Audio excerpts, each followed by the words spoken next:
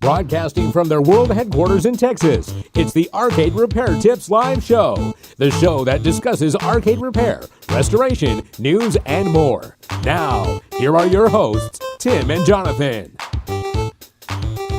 Hello everybody and welcome to episode 80 of the Arcade Repair Tips live show for October 2023. My name is Jonathan Leung. I'm the producer, director, and editor here at the Arcade Repair Tips video series.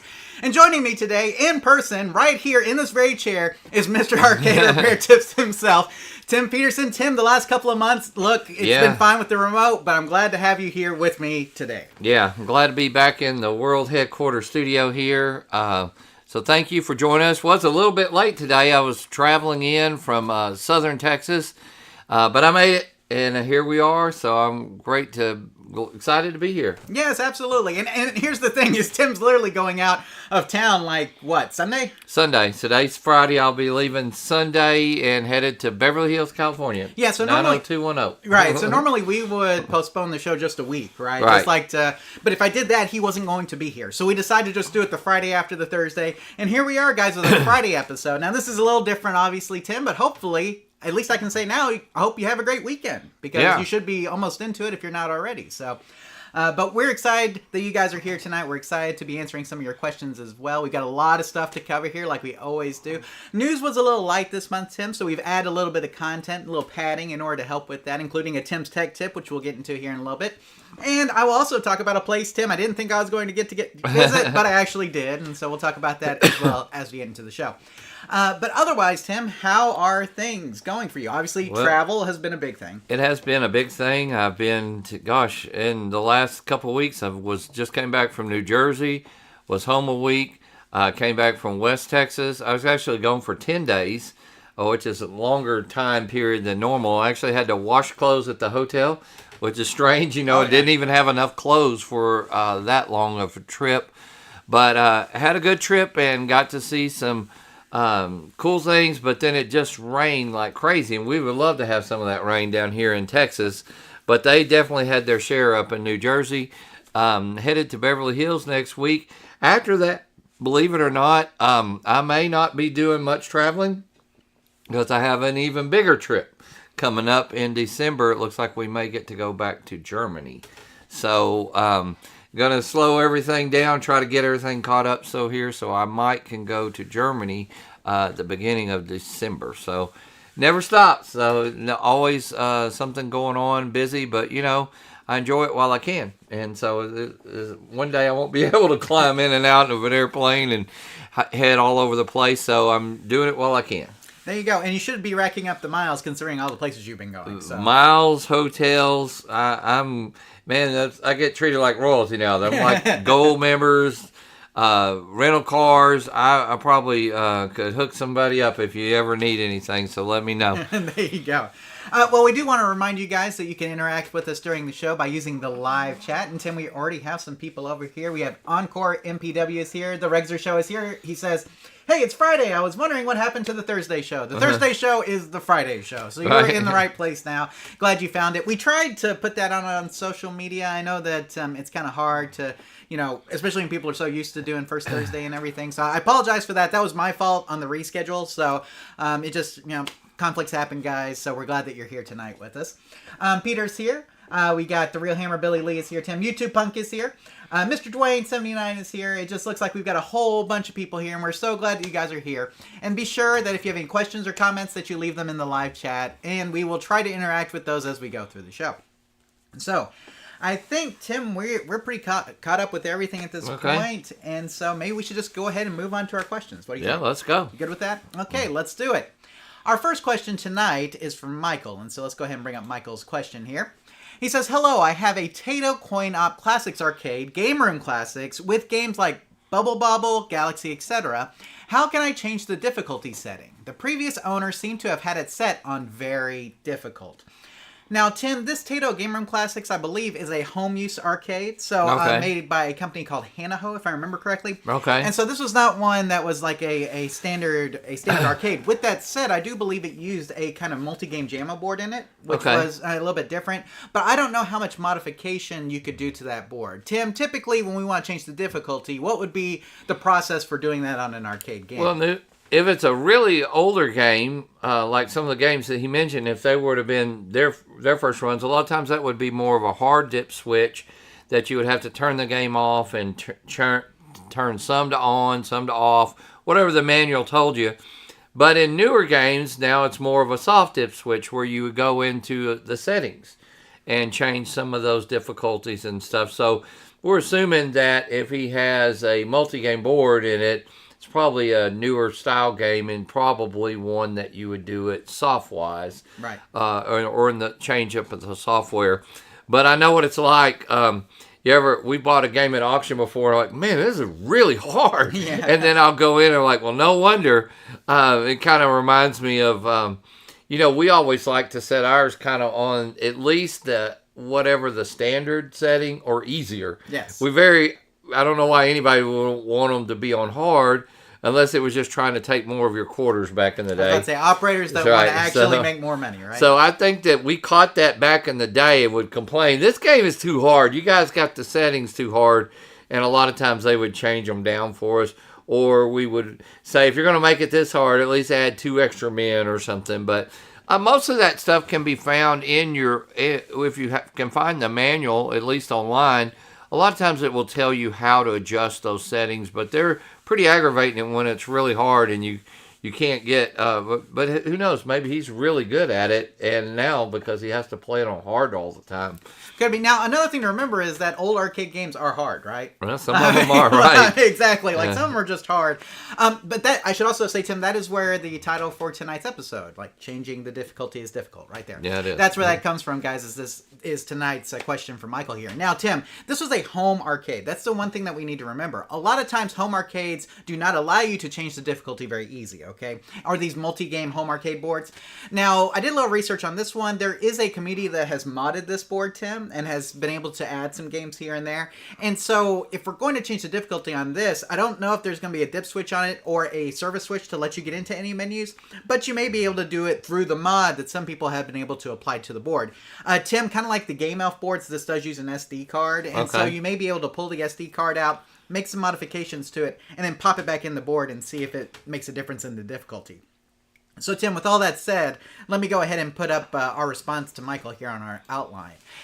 The only Taito Gameroom Classics arcade game that we are familiar with is the Hanaho home-use cabinets that were made in the early 2000s. And I say early 2000s, I think about 1999 to like 2011. Okay, it's like the time it was made. Hanaho made a stand-up and a bar-top version of the game. The documentation we found on the game states that it did run off a JAMA multi-game board. Okay, not a standard one, but just a regular one. So while we didn't find any information about there being a service test menu, okay, which there may be, we just might not have found the information on it. So, like Tim mentioned, if you want to try that, you can. We didn't find any information on it. Doesn't mean you can't access it, right, Tim? Right.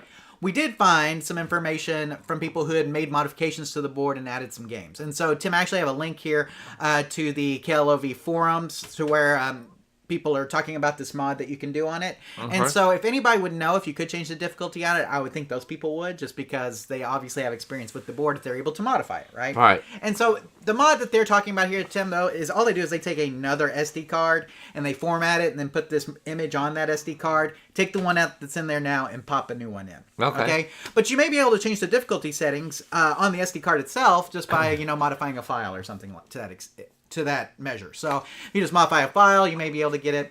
But as far as we know, it does not have a service or test menu. We could be wrong, though. And the way that you test that, Tim, is if you wanted to hook up a cherry switch to the service test button on the JAMA harness and then to, of course, a ground as well, he may be able to get into a service test menu if it has one, correct? Right, correct. Okay. So, Tim, I think that's everything from Michael here. Do you have any other suggestions for him before we move on? No, as long as you turn the power off, we've had a game before that was really rare, and we couldn't figure it out, and all we did was just turn the power off. We're like, okay, let's try 1 up, 2 down, see what difference that makes. And we literally kind of had to make up our own before, if it didn't make any change, or that made it easier, or that made it 2 coins. So generally the first couple of dip switches are usually have to do as a coins. Right. So usually at least the first 2 to 4. Those middle and seems like the last dip switches are usually the ones that deal with the difficulty or savings and things like that. So maybe that helps. I don't know. Maybe there's somebody else that has this game that's listening to this now that can reach out also that may be able to help him. Sounds good. Yeah, unfortunately, we couldn't find enough information to really give you a straight answer, which I wish we could have. But I would contact the guys who have done the mod, Tim, just to see if they know a way to do that. But again, like we mentioned, old games are hard, Tim. Puzzle Bobble, games like that are hard, so it may just be harder than you remember as well. It may be on a default difficulty, and you're just having problems with it, okay? Yeah. But at the same time, like this police trainer behind me, Tim, the guy I bought this one from, he actually said that they had cranked up the difficulty on this because it got too easy. So he had this one in just as like in his shop, and so like you know they just kept beating it. So he's like, well, I'm just gonna crank the difficulty up. And so you know, I mean, when you have unlimited coins, sometimes it makes things a whole lot easier on you. A lot easier. There you go. So Michael, hopefully answers your question, and good luck figuring out how to modify the difficulty on your Taito Gameroom Classics home arcade game. Okay, Tim. Well, the live chat looks pretty quiet over here. You know, and I know we're on an off night, and we're pitching on a Friday. I mean, you know, you could be out actually like going out with friends, or you know, Friday night football. Exactly, drinking craft beer or whatever it is your go-to. But yeah, Friday night football here in Texas, Tim. In fact, the rest of my family is at a football game right now, and I would be with them if it wasn't for the live show. Sure. So. But, yeah, I mean, hey, Friday Night Football here in Texas, Tim, that's a deal. Pretty big. I mean, I know you guys have probably seen Friday Night Lights. That's a real thing. Yeah, it is. Especially in East Texas where we live, right, Tim? Right. Literally, like, the small town that I went to school in, Tim, that Patrick Mahomes also did, literally everybody's at the game Friday night. They close down all the businesses. Like, nobody does anything except for go to the game on Friday. Yeah. So I wonder how many people know that trivia fact that Jonathan actually went to the same high school that Patrick Mahomes went to. Not the same year, but he's a lot younger than I am. I think he was in kindergarten then, right? Who knows? But, I mean, where we went to, football's a big deal, which is why Patrick Mahomes is a big deal, obviously. Right. So, but, so that's a real thing. So, you know, hopefully, you know, if you might be watching this on Saturday, you may have gone to the football game last night. If you did, well, we're glad you're watching it after the fact. Right. We're also glad for those of you who are here actually with us tonight. So just remember, though, if you are here, you can interact with us in the live chat if you wish. So for sure. Tim, let us go ahead and continue on with our outline here. Our next question is from Brandon, Tim. Okay. And Brandon says, hi, I am having an issue with my Big Buck World arcade game where the guns won't shoot/register on the bottom few inches of the screen. They also don't show any tracking. There is a calibration menu, and I've replaced one of the guns with a brand new one, and the issue persists. I've also tried adjusting the monitor/brightness/contrast, cleaning the screen, etc. Nothing has helped. I did read your article on troubleshooting light gun issues, which was helpful, but I still haven't been able to resolve this. Any ideas? Could it be a capacity issue on the monitor chassis causing this? It's a Neotech 550DX monitor. Appreciate any suggestions you have. Thank you. Best, Brandon. So, Tim, we have Brandon here, and he's having an issue with his Big Buck World light gun. So, it sounds like it registers all over the screen except for the bottom 3 inches. Okay, right. So there's just a little section on the very bottom where we're having this like bottom 3 inches where the gun I can't shoot anything kind of below this line. And we've seen this before. This is common. Okay, we've seen like areas of the monitor where we don't have, where we're not registering light gun shots and things like that. So, Tim, obviously, he already went to our article on troubleshooting light gun issues, which would be the first place we would tell you to go. And he did try some of the troubleshooting that we talked about, turning up the brightness, trying to clean the screen, things like that. But it sounds like he's going to need a little bit more help. So what can we tell Brandon in order to get that bottom 3 inches working on his Big Buck World? Well, we've had the same issue kind of when I worked for Chuck E. Cheese with some light gun games. And it's pretty frustrating. And sometimes it's a really simple fix. One thing I want to highly recommend is just going in and calibrating his gun through the test menu. Sure. And telling it this is the bottom. And I think if he does that, that lets it know what are my limits. Right. And so sometimes you have to go into the settings and calibrate your gun and let it know, okay, this is far left, this is far right. And it'll tell you, shoot at the screen, shoot here, do that. Sometimes that really does help. Outside of that, it sounds like he's done everything that we normally would recommend. And but he might be right. If you're down to, you've got those brightness and stuff turned up, then you might need to rebuild. Or he talks about a certain capacitor. I think if I was going to do that capacitor, I would just rebuild my monitor. Sometimes it's not bright enough and not working enough. I would really go into the test menu, though, and do the calibration first, But then if that's the case and it's working or the best it can, then I would go ahead and probably try to rebuild the monitor. You also could go into the monitor test settings and make sure that it's aligned right and is converged right. All those things are going to help. But I would definitely want to make sure that my guns are properly calibrated before I do anything else. And a lot of people don't know that you can do that. Right. So I'm going to second what Tim said about the calibration. But I also wanted to bring up some stuff, Tim, we don't talk about in that article. Because I'm kind of assuming here, Brandon, that you already saw the article, right? Right. And so we do talk a little bit about gun calibration in the article. So I'm not going to assume you necessarily did that yet. But I would highly recommend that first. But let's talk about, Tim, some things that we may not have mentioned in that article real quick. And that's what I've got on the outline here. From your message, it sounds like you've already done some great troubleshooting on this issue. Let's first address your question. Now, it's possible, like Tim said, CapKit could help. Yes. Okay? But I don't know if it's the main problem, especially if your brightness looks good. If your brightness looks good, you may be okay. Okay? But CapKit can't hurt. Okay? Let's say that. So if it's been a while since you've had a CapKit, might be time to do one. Now, let's start off by making sure the convergence in the area of the monitor is aligned. Now, Tim, we're familiar with the convergence grid, right? It's just a grid of white lines. So sometimes on a monitor, if the convergence is not proper, you will get a separation of the red, green, and blue. And so what could be happening here with Brandon's monitor is that he's got white lines all the way down his monitor until he gets to that bottom 3 inches, and then he starts to see a little bit of separation between his red, green, and blue, right? Correct. Okay, so if that's the case, that could cause a problem. And so in that case, you will need to realign your monitor. Now, you could do that. Obviously, we talked about purity/convergence ranks, Tim. We also we have also talked about yoke realignment in the past. Correct. On how to get this thing converged. And so you may need to mess with your convergence on your monitor too. Tim, we've talked about convergence before. It's not a big thing we like to do because if you mess it up too much, you can have a real problem. But we do have a great video on adjusting the convergence rings, Tim, that you should, and purity rings, whatever you want to call them, that you should check out. And that may help you get that bottom 3 inches converged properly so that the alignment shows good and you're getting a white grid at the bottom. That's very important because if that's misconverged, you could have issues. Yeah, and your gun won't see like it doesn't know where it is. Exactly. So that could be part of it. Now, there's a screen adjustment menu in the diagnostics section of the test menu. Okay, I looked this up. It's there. It should give you access to the crosshatch pattern to see if there are any alignment issues. So it'll give you that nice white grid, and then you should be able to see right off the bat if there's any alignment issues that come up. Now, you also might try just turning up the color blue on your monitor adjustments. Tim, we talked about this in the past. A lot of optical guns will key off the color blue.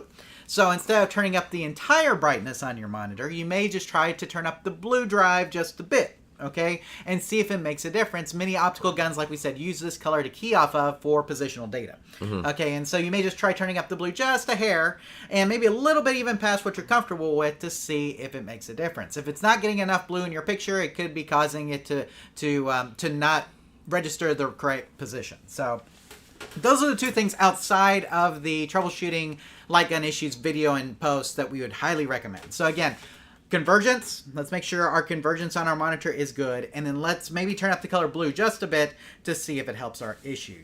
Tim also mentioned, though, calibration, very important. If the guns are miscalibrated, it will not work. And so make sure that your guns are calibrated properly with the game and that they're registering. Tim, something else that we've talked about before is when you open up a light gun. Now, I don't know about like Big Buck World, but I know we've seen this in like the half light guns. There's usually like a little dark little square in there. You know what I'm talking about, Tim? Yep. That little dark square, if it's not there, makes a huge difference, I've noticed. So it's like just a little square rubber piece that kind of goes between the optical sensor and the end of the gun, and the optic at the end of the gun, the little lens at the end of the gun. If that is not there, that can make a lot of difference in your calibration and positioning on your gun. So, and like I said, I don't know if that piece is there. Well, he said he tried. Did he say he tried new guns? He did try new guns. Right. So in that case, I would probably get rid of that for sure. But you may just want to make sure that that's there as well, because we've seen that make a big difference. Tim, is there anything else that you can think of here for Brandon? I cannot think of anything, but Brandon, please be sure and get back with us. Let us know what all you tried, what was successful, or what you still need help with. Absolutely. And convergence plays a bigger issue in light gun games, obviously, Tim, because of the optical sensors and the way that they hit the gun, the way they hit the monitor, and just making sure that positional data is getting recorded properly. So again, convergence and blue were the two things that we talked about.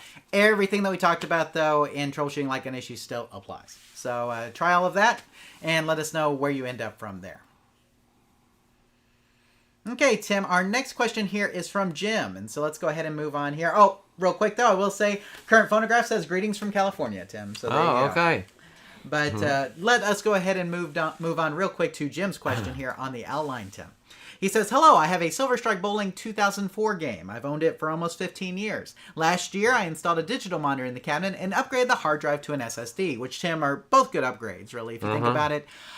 It has been working fine for the past year. When I turned it on recently, it got hung up in the middle of the Linux test screen. I waited 2 hours and it never did anything. So I powered the machine down, waited a few minutes, powered it back on again, and got the same result. It hangs on a black screen right after the screen says, checking data maintenance. So, Tim, that's usually when it's trying to check like the hard drive, making sure everything's good. And so it'll go to the black screen after that and just nothing. Okay. Right?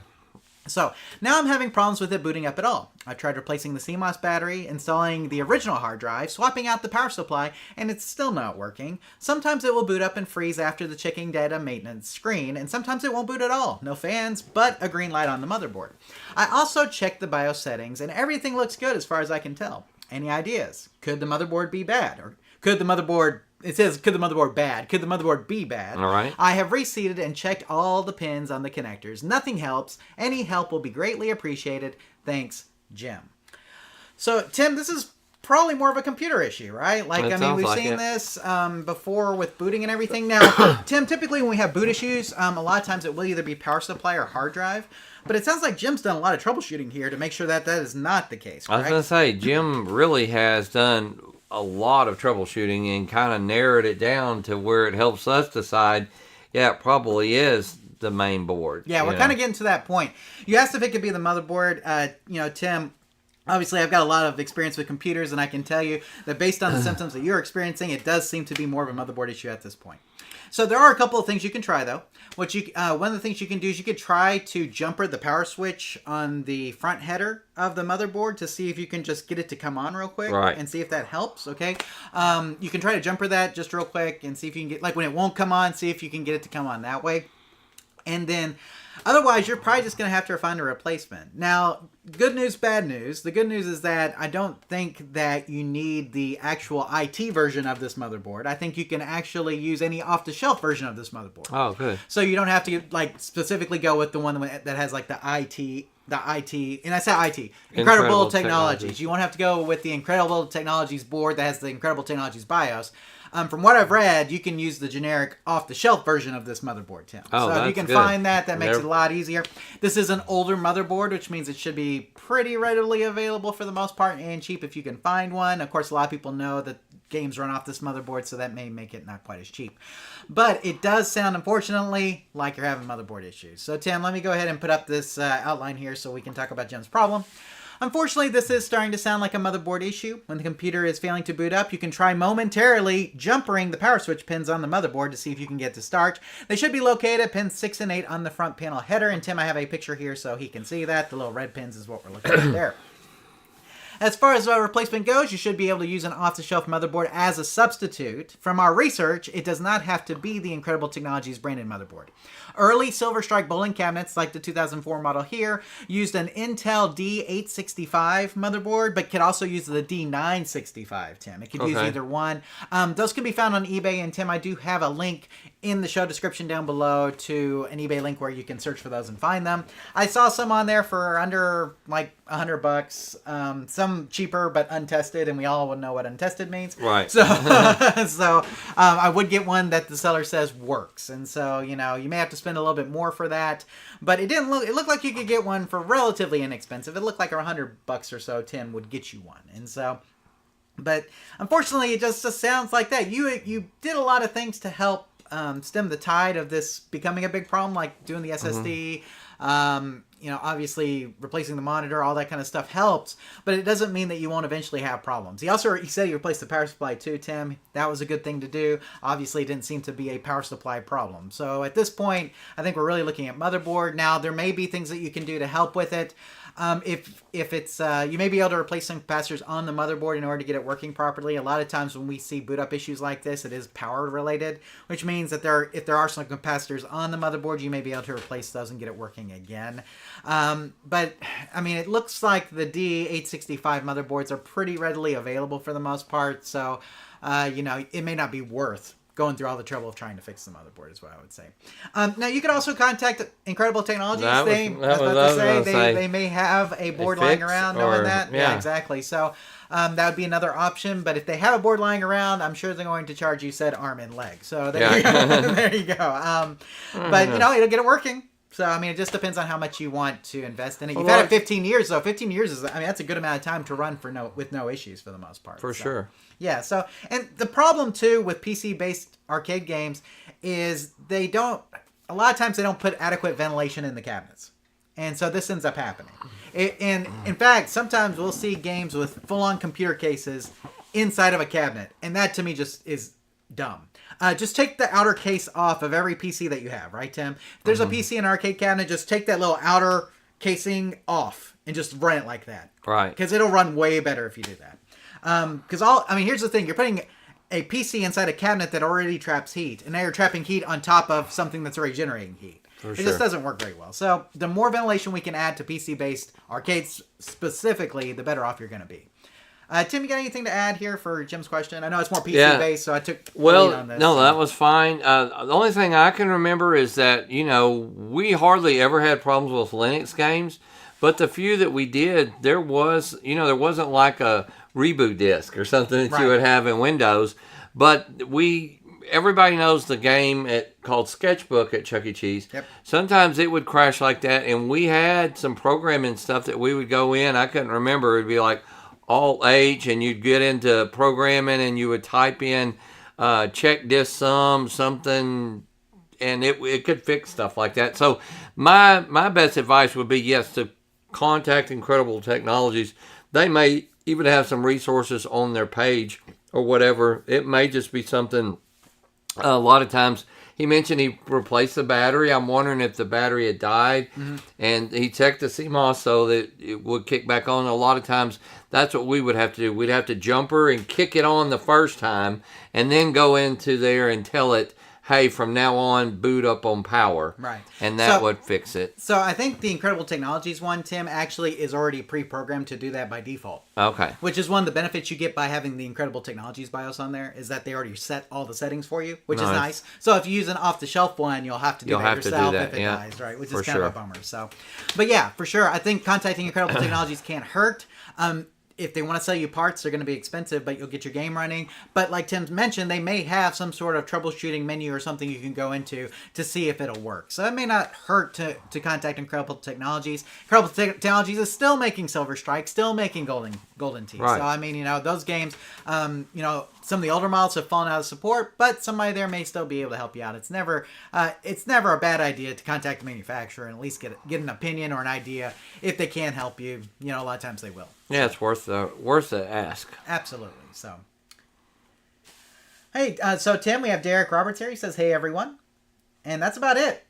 It's kind of, like I said, kind of dead over there in the live chat tonight. That's all right, guys. Like I said, we're on an off night. It's Friday. Yeah, maybe they all started the weekend early, Tim. They're already getting a little tipsy over. And if you are, more power to you. Enjoy Tim, your weekend. Maybe I need to grab some adult beverages out of the fridge real quick. Maybe we can get our Friday started quick. I gotta drive. I was about to say, I'm scared if we did that, we wouldn't get through this. We'd start slurring our speech or something. So. But we do have questions to get through, so we do want to make sure that we cover all those without the influence of adult beverages. So we're going to do that. So we can have the adult beverages afterwards, Tim. You and me will take it out. Tim, do you have one? I'm curious, off topic. Do you have like an adult beverage of choice that you like to go to? I have a new one. Oh, nice. That, a little controversy about a certain beer. Yes. And so I'm not on the boycott bandwagon, but I don't like supporting certain things. So I have a certain beer that I like to drink. So we'll get into a small story here. I took my annual pilgrimage to the Texas State Fair. Me and my friend Mike, we used to be general managers who always had off days during the week. So like the past 10 years, we have taken the Wednesday before the Oklahoma-Texas game, which we'll talk about later. And we always go to the State Fair because, number one, ESPN is already setting up. They're already doing stuff for the game. You might even see coaches or players or something like that. Plus, it's just a good day to go. And we were walking around, and so we always buy 30 tickets. All right, 30 tickets get us some kind of junkiest, craziest food Right. you can ever have. And I had a hot dog with mac and cheese and brisket on it. Oh my goodness. All right, that was my splurge. And usually we get one beer and some ice cream. But they had so many beer tents around that we got to try so much, I didn't need to drink anymore after that. Didn't have to pay for it. But I tried one by Shiner. Okay, Shiner. And which is brewed here in Texas, but pretty popular all over now. And it's their version of their Mexican beer is what they call it. And I'd have to get the name starts with an E. But anyway, it was super refreshing and almost tastes like a ginger ale. Wow. But it was still a beer, and it was still a little bit of punch to it. Nice. But anyway, that's my new one. Okay. That's what I'm. There you go. Well, that's my poison lately. I'm not much of a beer drinker, Tim. I'm Well, not. you maybe a glass of wine. Glass of wine. This is more of the middle kind of. Okay, different. well, I might try something different. I'm more of a glass of wine kind of guy, so I will drink that. But I don't know. Beer never appealed to me. I think I just haven't had the right kind of beer. Maybe. I don't like dark beer. Right. I don't like anything like. Oh, I take that back. I've had Guinness before. And Guinness is stout. It is stout. That's real men's And beer. it wasn't bad. It wasn't bad. That's real men's beer. I just don't enjoy it as much as I enjoy wine. That's all it is. I'm looking this up now. I'm curious. I'm going to go to the live chat while you're looking that all right. Arcade John says, I have a dead Silver Strike bowling, the same symptoms. I'll give some of those tips a go too. Yes, absolutely. So motherboard definitely sounds like the problem with Brandon's there in the last, or Jim's in the last question. So try that out, Arcade John, and let us know what you come up with. Derek says, I've got a question for you guys. I have a WrestleFest PCB that is slowly losing its volume. I did change the volume pot with a used one, and I believe that worked, but that's it so far, but didn't fix it.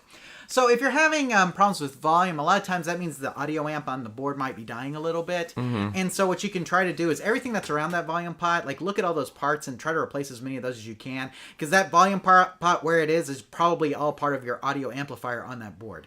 And so what you want to do is replace parts, especially parts that look suspect in that area, you want to replace. If you can test them, then test them as well.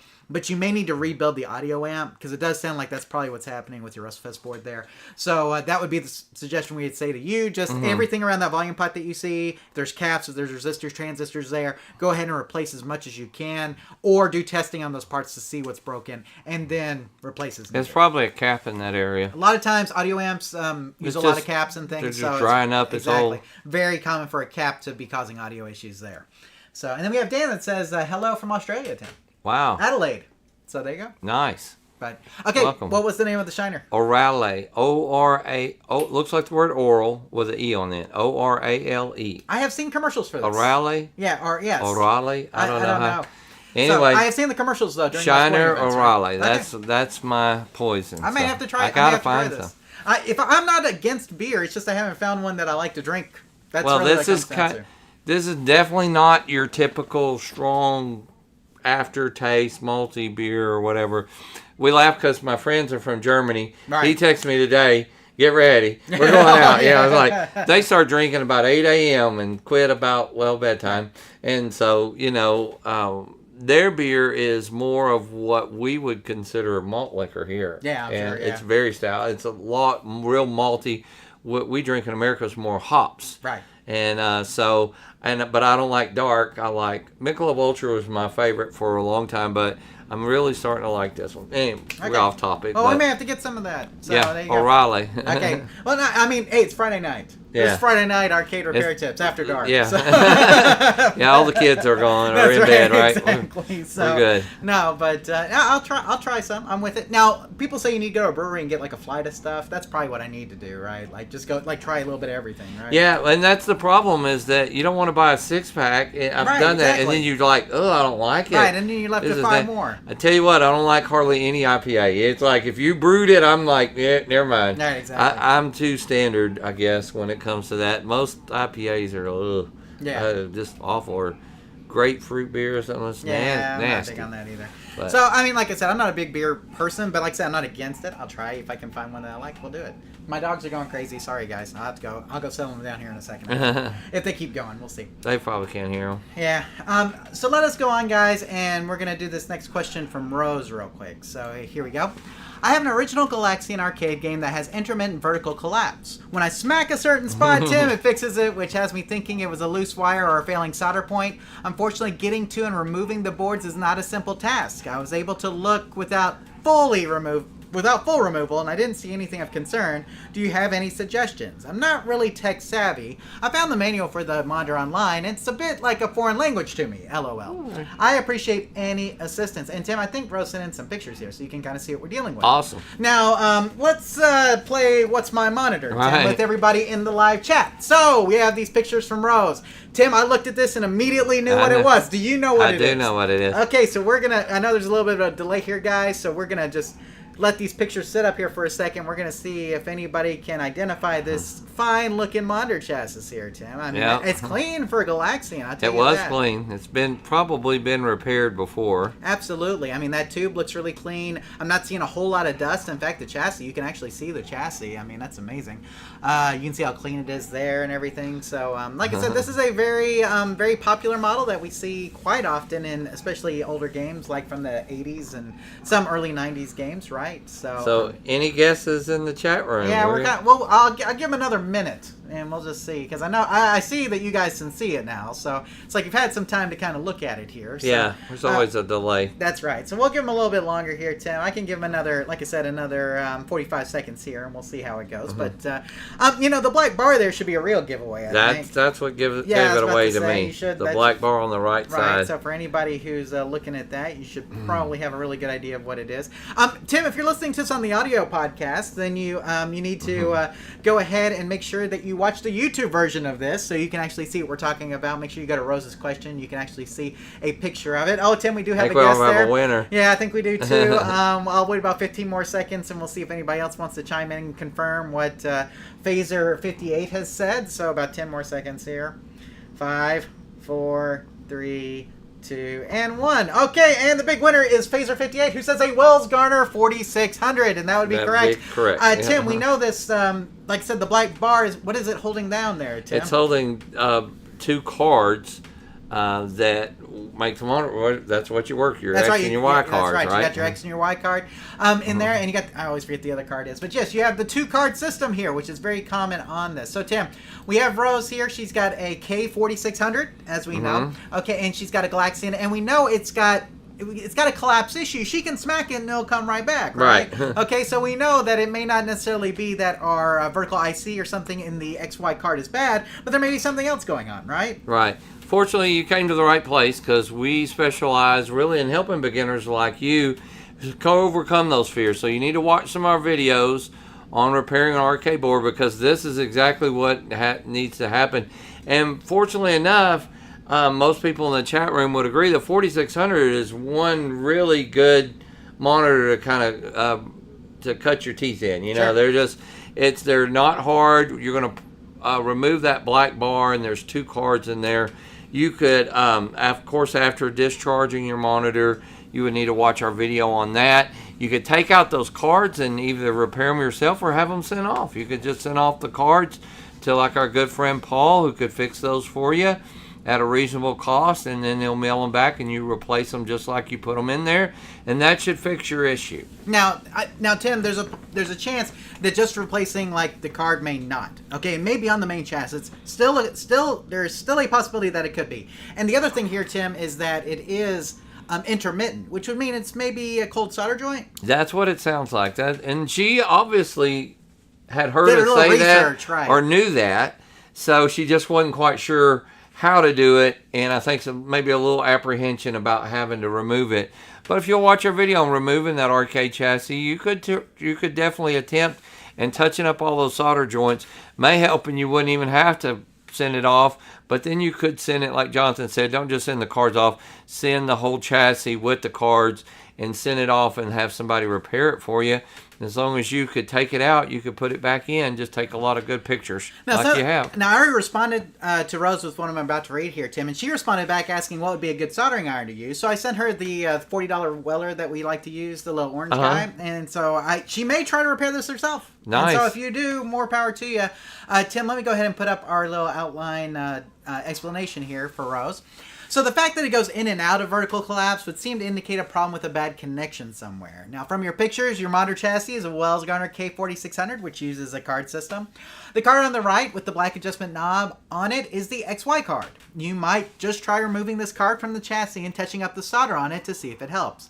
If the problem continues, then you may have an issue in the connection from the board to the card. In this case, you will need to remove the rest of the chassis and check for cold, cracked, and or broken solder joints around the card connection.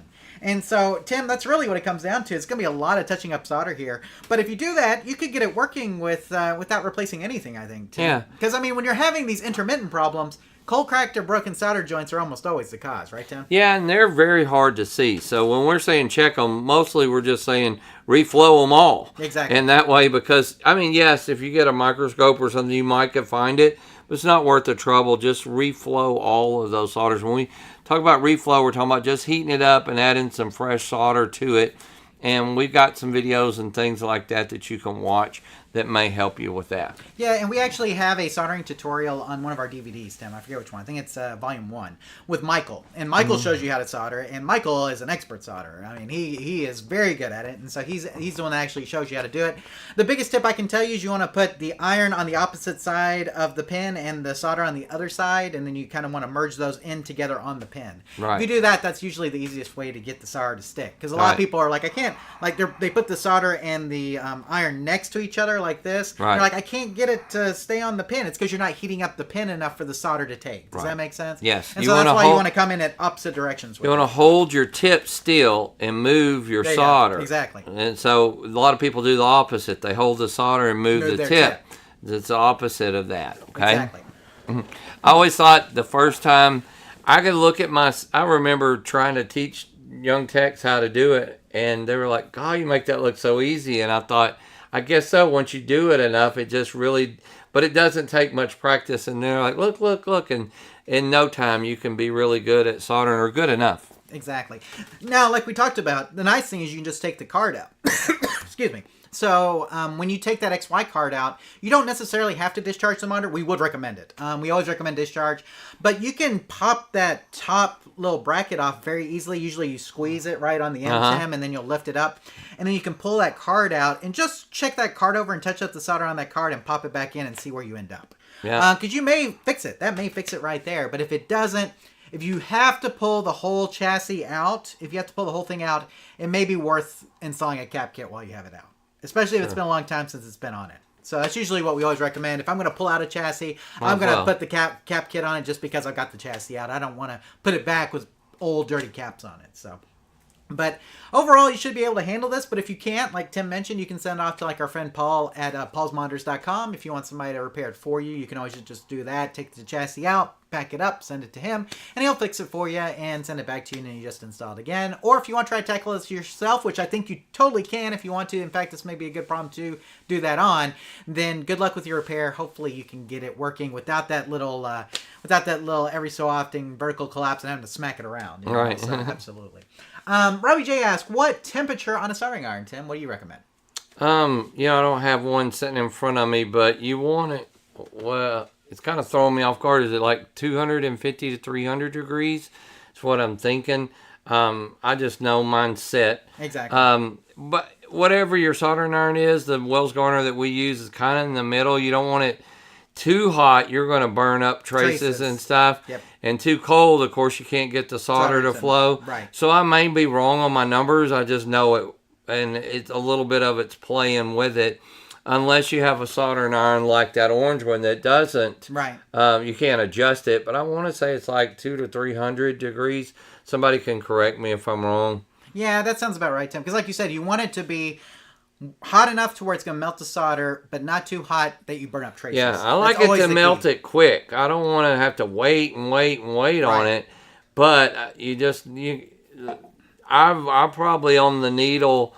If 0 was no solder and 100 was the hottest you could get, I'm probably in around 80 degrees, then, just to give you an example of that range, whatever yours is. Some of us just playing with it and see what you like. Right. I know that some of them go 500-600 degrees. I just is generally too hot for me. Right, exactly. I mean, it depends on your preference. Maybe it's around 400. I can't remember. I just know mine is set, so I don't hardly ever look at the temperature. What does he say? Yeah. Well, I mean, reliability says 800 degrees. Okay. I mean, people can solder Maybe. with that. I was about to say you can do it at that high temperature if you want to. See, I'm thinking I'm probably I would burn wrong. up a trace at that. Probably. I mean, at 800 degrees, I'd probably be burning. But I would believe Billy, and so 800 degrees, that may be right. I mean, you want it to be quick and fast. You just don't want it to be too hot. And I've definitely burned up my share of traces. Absolutely. But usually, it's the problem of not being too hot that causes you to burn the trace because you're literally sitting there waiting on it. Exactly. The hotter it is, the quicker you can get on and get out without doing that. Sure. So thank you, Billy. Yeah, but I mean, like I said, sometimes it's a personal preference there.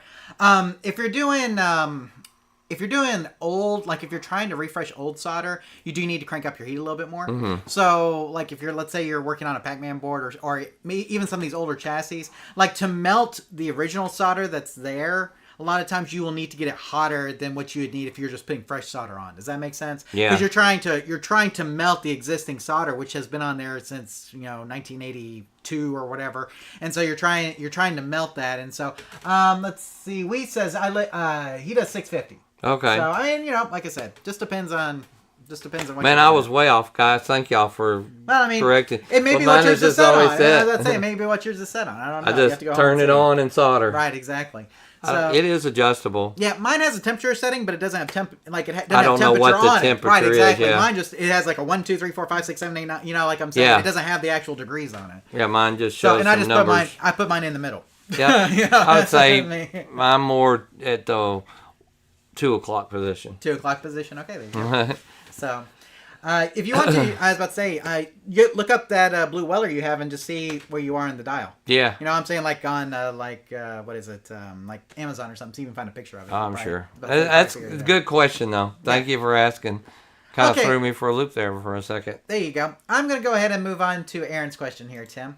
So Aaron says, "Hi everyone, I wanted to reach out for some advice if possible. I was recently gifted an old Atari System 1 Marble Madness cabinet, Tim. Wow. It belonged to a friend and was pretty much left to the elements. The cabinet itself is in poor shape, but a lot of the internal components seem okay. Is it worth me trying to repair and build the cabinet, a new cabinet? Or should I part it out and be done with it? Any help is welcome. I'm a theater technical director at a high school and thought maybe rebuilding the cabinet would be a good project for my students." Now, Tim, naturally, I'm sure everybody wants to see what this cabinet looks like, so let's go ahead and take a look at that real quick. And, Tim, you can see that this thing has definitely been left to the Oh, wow. Yeah, it was... We got excited when we heard it was free. But so when you see the second picture there, you can see the bottom of the cabinet is in pretty rough shape. It's kind of, it seems like it's coming apart at the seams there. And then the back, you can see where the monitor is here in the back. And it's pretty beat up. And he did send us a picture of the serial number on the board, but that's all he sent us. So it wasn't the... It wasn't the whole one. And so, and I kind of had to stitch together the back of the chassis just to kind of add the two pictures together so you can kind of get a whole view of what he's looking at there. But, Tim, so this is obviously beat up. I wouldn't say beyond all recognition, but I would definitely say beat up. Yeah. So, what do you think Aaron should do with this cabinet? Is this worth restoring? Is this something that he just needs to trash and part? Or, like, what is your recommendation, Mr. Cabinet Repair person? Well, you would definitely want to keep the marquee, the control panel, the bezel shroud, the bezel itself. Oh, he did mention putting it in a new cabinet. Yeah. That was the thing he mentioned. Or should he part it out? So, new cabinet or part it out? I would put it in a new cabinet. Okay. That'd be what I would do. Okay, so why would you put it in a new cabinet? Just because it's a pretty rare game. You don't see much of around. And I think that, like he's saying, I think it wouldn't cost much to build a cabinet. But if you could get it working, that would definitely probably get more money. Although, because you don't have a way to test it, you'd be selling untested boards and stuff like that. If you could get it working as a working game, to me, it would be worth more, and I don't know, maybe just more fun. Yeah. Well, another thing you have to remember is that the market for parts is not as high as the market for a fully working game, right? That's like what I guess that's what I wanted to say. More people are looking for a fully working game than are working for parts, right? Maybe Only arcade repair people like us are looking for parts. Right. Okay? But a fully working arcade game, you got a big market for that, right? Yeah, and it would be a fun project. Right. So here's the thing about Marble Madness. Anybody have an idea of what a Marble Madness goes for, Tim? Oh, $2,000. Okay, so more. Fully restored, you may be looking $2,000 or $2,500, maybe more. Okay. Okay, in a bad condition, or a decent condition. Let's say a decent condition Marble Madness can still go for around $1,200 to $1,500. Right. With all that in mind, there's a reason why going the restoration route on this instead of the part route is probably going to pay off more. Would you get some good money for the parts? Yeah, probably. But if you had the complete cabinet working, you would have more money. I'm almost guarantee you. And so we all know the cabinet is trash. We've already seen it. Okay, so you do need to replace the cabinet. But as far as parting it out or building a new cabinet, I'm with Tim. You know, let's go with the fully. Now, We34 says $12K. I think that's a little on the high side. Yeah. So, you know, personally, he says LOL. That's about right. That's too high. But Tim, I've seen them go as high as 3. Right. I mean, and maybe 4. Right. And here's the thing, because it's a very not popular... build anymore. Exactly. It's a popular game. A lot of people know it, and there's not many of them. Mm-hmm. And anytime you have that... Marble Madness is in like a Tron style category, okay, where it's like, you know how Trons go, Tim. Kind of the same thing. A lot of people know it. Not a lot of availability out there as far as cabinets are concerned. So you're looking at it could be a very rare game, is what you need to think about. And so definitely worth the restore here. Tim, I'm going to go ahead and put this up here so we can talk about it. But from your pictures, it does look like the cabinet is in pretty rough shape. Assuming the cabinet is complete, otherwise, it has all the internal components, monitor, board, power supply, etc.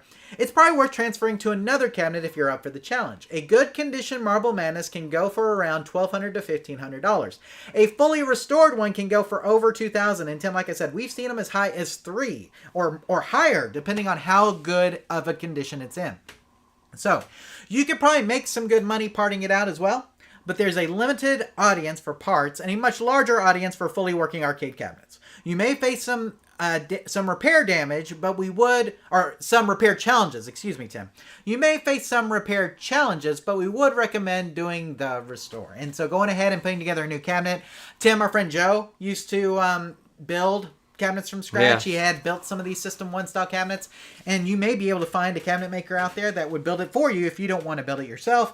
But it's not too bad, Tim, to build one yourself if you want to go that route. And considering you've got all of the parts and things that you need on this, I do think that in this particular case, it's going to be better for you to just restore it than to try to part it out. Tim, do you have anything else here for Aaron before we move on? No, I think it's good advice. Yeah, absolutely. Robbie J says, do you guys know anyone who... let's see, I can't read all of it, sorry. It's cutting off. Or who fixes Tri-System 1 motherboards, I think is what he's trying to go for, Tim. Trying to think, you may have some luck with like Electron Forge with that one, but if not, like Eldorado will fix pretty much everything, but they'll charge you an arm and a leg for it. Electron Forge, though, Tim, he was doing a lot of different older school games like that, and so I'd probably check with him first to see if he had it. I can't remember that guy's name off the top of my head. I should know that, Tim. The guy at Electron Forge. What's his name? I don't know his name. name. I can't remember his name at the moment. But Electron Forge is the website that you can go to, and we have it on our resources page at arcaderepairtips.com/resources. If you go under the PC board repair heading, then you will find Electron Forge under there, and you can contact him and see if he will do it. Our friend Matt McCullers used to, but I don't know if he's doing board repair anymore. No, I don't think so. Yeah, I was about to say, he used to Not do those. much. Raymond probably does them at arcadecomponents.com. Raymond fixes pretty much anything for anybody, so you can always contact him about a board, and he will give you a price quote on what it will cost as well. So Electron Forge, Eldorado Games, and arcadecomponents.com. Raymond, those 3 places would be the people that we would check with if we wanted a System 1 board fixed. Yeah. So there you go. Anything else here, Tim, for Aaron? Or are we pretty much done with that? I think we're done with that one. Okay, sounds good. Well, Tim, I think we've gotten to the quick question and answer section of the show tonight. So, for those of you guys who are maybe first-time watchers or don't know what we do during this section, basically I'm going to rapid-fire 3 questions at Tim, and then he's going to rapid-fire 3 answers back on those 3 questions. And so these are short questions. They're not as long as the ones that we've been covering previously here in the show, but they're a little bit shorter, so that way Tim can rapid-fire answer them for us. And so, with all that said, let us get to these 3 questions for this month. And so the first one we have here, Tim, is from Clay. He says, hello, I'm having a monitor issue. Do you think a cap kit will fix it? Thanks. That's all we got. We have Tara, who says, hello, we have a roll-in score table. The sound is not working, but the score tracker still works. Any suggestions? So Tara with a roll-in score table. And then we have Dustin that says, I'm trying to get my Killer Instinct cabinet back to the original game and semi-converted to a multi-game. Can I get some help or inside info on what to do? That'd be greatly appreciated. Thank you and have a great day. So let's just recap here. Clay, will a cap kit fix my monitor? Tara, my rolling score has no sound. And Dustin, how do I get my Killer Instinct from a multi-game back to an original Killer Instinct? So Tim, let's take these one at a time, rapid fire. Clay, will a cap kit fix my random monitor issue, Tim? It depends on what the issue is. Sure. It fixes a lot of issues, and it's a great place to start. But if it's completely dead, it may not be your problem. Right, and there's other things Right. that cap kits are good at fixing and some that won't. We'll talk about those here in a second. Tara's roll and score table, Tim. Now, it kind of sounds like this may be a home use one. Okay. And so what do you think's going on with the sound here? Well, you got to check the wires going from the board to the speakers and make sure the volume is up. Right, exactly. Volume is key, right? Like if there's a potentiometer or something like that, make sure we turn it up. Okay, what can Dustin do to turn his Killer Instinct back into a Killer Instinct from a multi-game? Well, first thing he's going to have to do is get a board, and then he'll need to see if the wiring matches what's currently in there. It's probably JAMA, hopefully, and then put the board in there and kind of go backwards from there. But you got to get a board set to start with. Absolutely. So there you go. Easy peasy lemon squeezy, Tim. There we go. So let's go ahead and just go over what Tim just answered with so we can kind of review.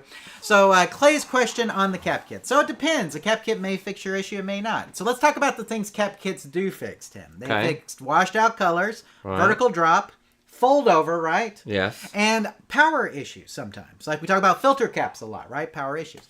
The real question is, what's the problem with your monitor? Okay, give us more specifics, and then we can tell you for sure if a cap kit will fix it or a cap kit won't. Okay, and so we need to know that before we can tell you for sure. So get back to us with what your issue is, and we can tell you yes or no. Tara, so start by checking all the connections from your board to the speakers, make sure the volume is turned up, and see our post on troubleshooting games with sound issues. We got a lot of different suggestions and tips that we talk about in there. One of those may help you with your issue. And Tim, it could just be that your soundboard went out. It happens sometimes, or something other. So if it's a home use game, it may not be worth fixing in that case, but you never know.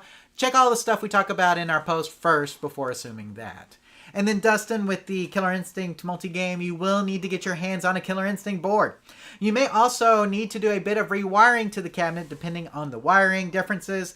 Both are probably variations of JAMA, and so like your multi-game board may be CHAMA, right, Tim? Chinese JAMA. And then your Killer Instinct board, may have a kick harness. I can't remember offhand. If it doesn't, then it may be wired differently than CHAMA. And so you may have to do a little bit of rewiring to the cabinet, but it shouldn't be too much in order to get it running as a Killer Instinct. So, with all that said, I think we covered everything. Tim, do you have anything else to add to any of these wonderful people's questions? No. Thank y'all for writing in some interesting questions again. Absolutely. So, and guys, if you're writing in about your monitor problem, tell us a little bit more about your monitor problem than just will a cap kit solve it? I mean, cap kits solve a lot of things, but they don't solve everything. Right. And so we always need to remember that. And, especially power issues or collapse issues, there's a whole bunch of stuff that they don't fix. It's a good place to start. Absolutely. So, okay, Tim, well, let us go ahead and go with our tech tip for this evening. Now, Tim, I saw this posted on a forum, and I was like, you know what, Tim, we should talk about this because this seems like something that people, we always have issues with, right? Okay. And so, Tim, I'm going to let you take it away. I'm going to check on my dogs while you do that. But, that's fine. I'm going to let Tim take this on real quick and go ahead and give us your tech tip for this month. The tech tip for this month is dealing with funky smelling arcade games. We've kind of always, we've all been a part of this, right? Ever picked up an old arcade cabinet that smells funky? Here's some tips to get that smell out before you move it into your game room. So these are tech tips on defunking your game. The first one is don't just go ahead and clean it. Vacuum and wipe down the cabinet with cleaner. Simple Green, because of the way it leaves a good smell afterwards. Don't discount vinegar, just regular liquid soap, bleach. Anything clean, cleaning materials always smell better than funk, right? So we want to make sure that we clean it thoroughly, and that will do wonders. Spread baking soda or cat litter inside the cabinet. Let it sit for a while and vacuum it up. Those are good things. We know we use baking soda in old refrigerators, stuff like that. Cat litter will actually absorb a lot of smells and stuff. Then you may want to use a spray air freshener such as Febreze, Lysol, etc. like that. Let a bowl of cut citrus fruits peel set overnight in the bottom of the cabinet. So Maybe you like oranges. It's getting close to that time of year and Christmas and stuff where I tend to eat more oranges for some reason. You might take some of those peels and put it out in there and let that absorb some of the odors. And then a negative ion ozone generator may help as well. Maybe you have some additional tips in the live chat today, but we've all been through this before. What can we do to get our game smelling good? I'm telling you what, I've had a couple, I think, that we just never quite could get all the smell out. These games go through some funky stuff. We've had some, though, with just rat's nest and all kinds of things in there. And it takes some effort. But also, one thing I didn't mention was a fresh coat of paint inside the cabinet. Absolutely. Well, just spraying down some, painting the walls black or something. That fresh paint smell will cover up a lot of odor, too. Anyway, again, these are just some good tech tips. Occasionally we throw these out there. Maybe your experience, or maybe you have some games you're like, these would be some good ways to try to defunk some of your games out there. So I did want to make a couple of notes here. So the first one about vacuuming and wiping down the cabinet with cleaner. If you're going to use vinegar or liquid dish soap or bleach, you will need to cut that with some water.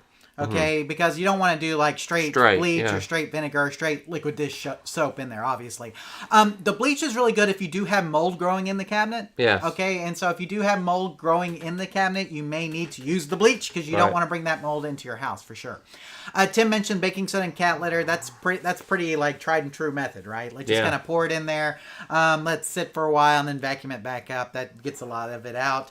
Febreze and Lysol actually works really well. Febreze is really good with smoky smells. I don't know if you've used it on smoky smells, but it works really good on smoky smell stuff. And then citrus fruit. Tim, you mentioned you like to eat them like around Christmas. Did you know it used to be a thing like kids would get oranges for Christmas? Well, sure. That's what my dad said. That was like his Christmas. Exactly, because like fresh fruit was expensive. Yeah, it right? was. And so like it was kids, a treat. Exactly, it was a treat. And so like kids would get like citrus fruits. And so, you're talking about getting that for Christmas made me think that. But you got to remember, like when you cut into an orange or a lemon, you get that real acidic style smell and stuff. And so that can cut a lot of different smells from your cabinet. It really does help well. Now, Tim, I have not used a negative ion or ozone generator. These things are kind of dangerous, though. You basically seal the cabinet up in like a room with the ozone generator, and it basically like removes all the smell from the room. And so you can't be in the room with it when it's doing this. Wow. You need to either put a bag around it or put it in a room where it's just by itself with the negative ion / ozone generator and let it sit. And it basically sucks all the smell out of the room. And that's how it gets rid of the smell. So this would be like the extreme. Exactly. Right? But Tim, your tip was one that I meant to put on here too about painting, because we've done that before. For the inside, you can just use a primer style paint. You don't even have, because nobody's gonna see the inside, so paint it with like a primer style paint. The outside, of course, you can paint with just regular paint. If you do that, a lot of times it will kill that smell as well, because it just kind of basically what it does is it traps the smell inside of the paint, and so then you don't have to do with it anymore. Exactly. Tim, was there anything else here that we? No, I think we covered it pretty good. Okay. Golly, how many cabinets, Tim, have we seen? And, when you wipe down your cabinet, don't spray the stuff directly on the cabinet. Spray it on the rag and then wipe it. Okay? Exactly. Spray it on the rag and wipe it. Tim, we love Simple Green. Right. And Simple Green you can do without having to cut it, right, with water. You can just do Simple Green. You can get the concentrated Simple Green that you have to mix water with. Like you've probably seen that. But if you buy just like the spray bottle of Simple Green, it's ready to go. So you could always do that. Like I said, the other stuff you need to cut with some water to make sure. I do like the bleach bathroom cleaner sometimes, Tim. I'll spray the bleach bathroom cleaner, not like straight bleach, but the bathroom cleaner bleach. I will spray on a rag and wipe down as well. And a lot of times you don't have to cut that with water because it's kind of already cut a little bit, and so you may do that. So, that's kind of what we got there. So, Tim, I think these were some good tips overall, and we've all had our share of funky smelling arcade cabinets for sure. Right? It's like pick something up and so here's the thing: when you're at auction, a lot of times you don't smell it. Right. Because it's like in a big warehouse, and so the smell's kind of fine. You get it home in your game room or your garage, and all of a sudden, you leave it there for a couple hours, and you're like, "Golly, what died in this thing?" Right? Right. So there you go. So again, very common for sure. So hopefully that helps you guys out if you do have some funky smelling cabinets that you come across. So because hey, maybe your favorite game, right, Tim? Hopefully so. There you go. So, Now, Tim, check this out. Guess what? I traveled Yes, you a did. little bit. Okay, due to some divine intervention, I found myself in Arkansas last week. Okay. Who would have thought? Right. Okay, I wouldn't have thought didn't know. at the beginning of the week that I was going to be in Arkansas, but that's how it worked out. So, I ended up driving through Fort Smith, Arkansas, and I'm Okay. like, wait a second, we know a guy who has an arcade here. That's Our good right. friend Stephen Westbrook has an arcade there called the Arcade Fort Smith. So, you know what? I hit him up on Facebook. I'm like, hey, I'm in the area. Would you meet me and show me what you got? And he's like, sure. So I went by, took a look, and I want to share. I did not take any pictures, but I took some pictures off Steven's Facebook page so I could just show you guys what it looks like. So I had a little trouble finding it. He did put a map, I noticed, on the Facebook page in case you guys are looking for it. Tim, it's kind of at the end of and I'm gonna put this up here. It's kind of at the end of like a strip mall where there's a big anchor store. It may be Walmart or something, and a whole bunch of stores. And at the very end of this strip mall, tucked back here in this little corner, is the arcade. And it has just a little itty bitty sign there, and you can see it there up in the upper right hand corner or upper left hand corner there of that picture, and you can see the front door says the arcade. So, but Tim, it was a cool place. I do want to play this short video here that Steven put up on the Facebook page here, so you guys can kind of see. This is exactly what it looked like when I came.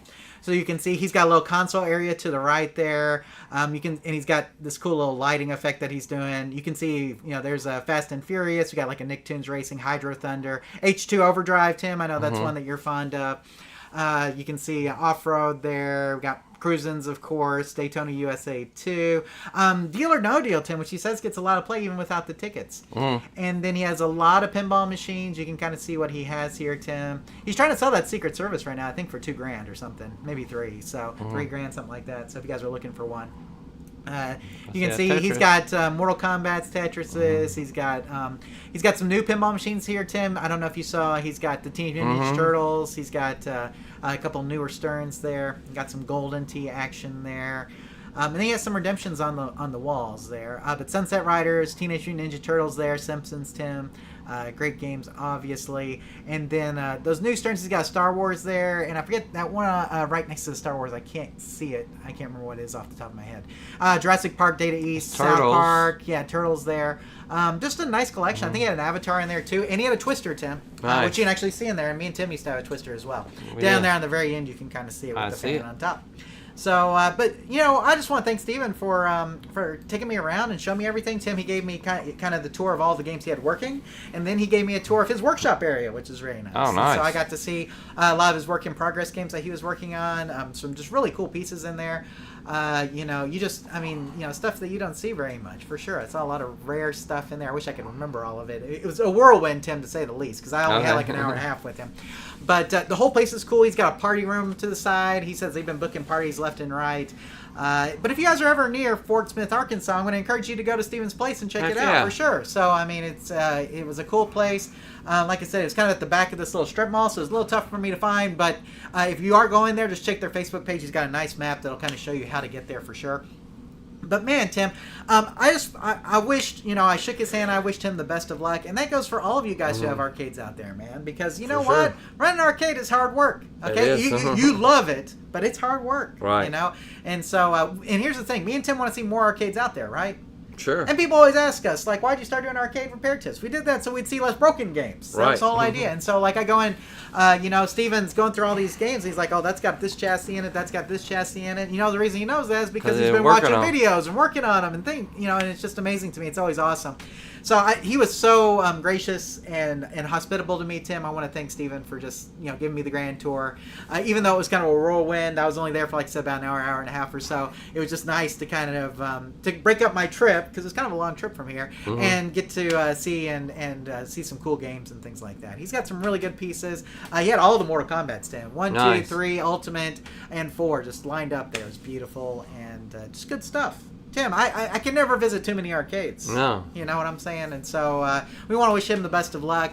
Tim, he gave me a whole vision of what he wanted to do at the place, and I just can't wait to go back when he's got all that done. It's gonna look awesome. You know how it is. It's like you start at one place when you open, and then you want to get to a place where it's like, oh, this looks like this, and this looks like this, and we have this little area here and stuff like that. And he had an entire vision, and when he was telling me, I could picture every bit of it, which was awesome. And so again, we just want to wish Steven and all the people who are involved with the Arcade Fort Smith just the best of luck just continuing on there. And we just hope that that place continues to do really well. So, but again, super hospitable to me, which I really appreciated. And I'm glad that I got to visit because I'd seen it on Facebook, wanted to visit at some point, just didn't know I'd have the opportunity last week. So it kind of worked out. But good stuff there, guys. You know, and if you're ever going on a trip and you know there's an arcade in that area, you should stop by. You know, Tim does. Sure. Right? I mean, golly, look at all the places he's been. You know? Very many. So if you've got an opportunity to stop by an arcade close, you always should, just because it's a fun thing to do. You can check out games, play some games you haven't played. Or if you want to take some pictures of your local arcade and send them to us, we'd like to feature it. Yeah. So, man, we're lucky here in Texas that we've got some of the best arcades around, Tim. Up in the Dallas area, the free play arcades are amazing. Golly, there's so many people here that just love arcade games and have gone to great lengths to make sure that people can continue to play them. And we appreciate every single one of them. And we hope that if you're involved in one of these businesses, we just wish you the best of luck, and we hope that your business will thrive for years to come. Because I tell you what, me and Tim have been there. It's not easy. Not easy. So there you go.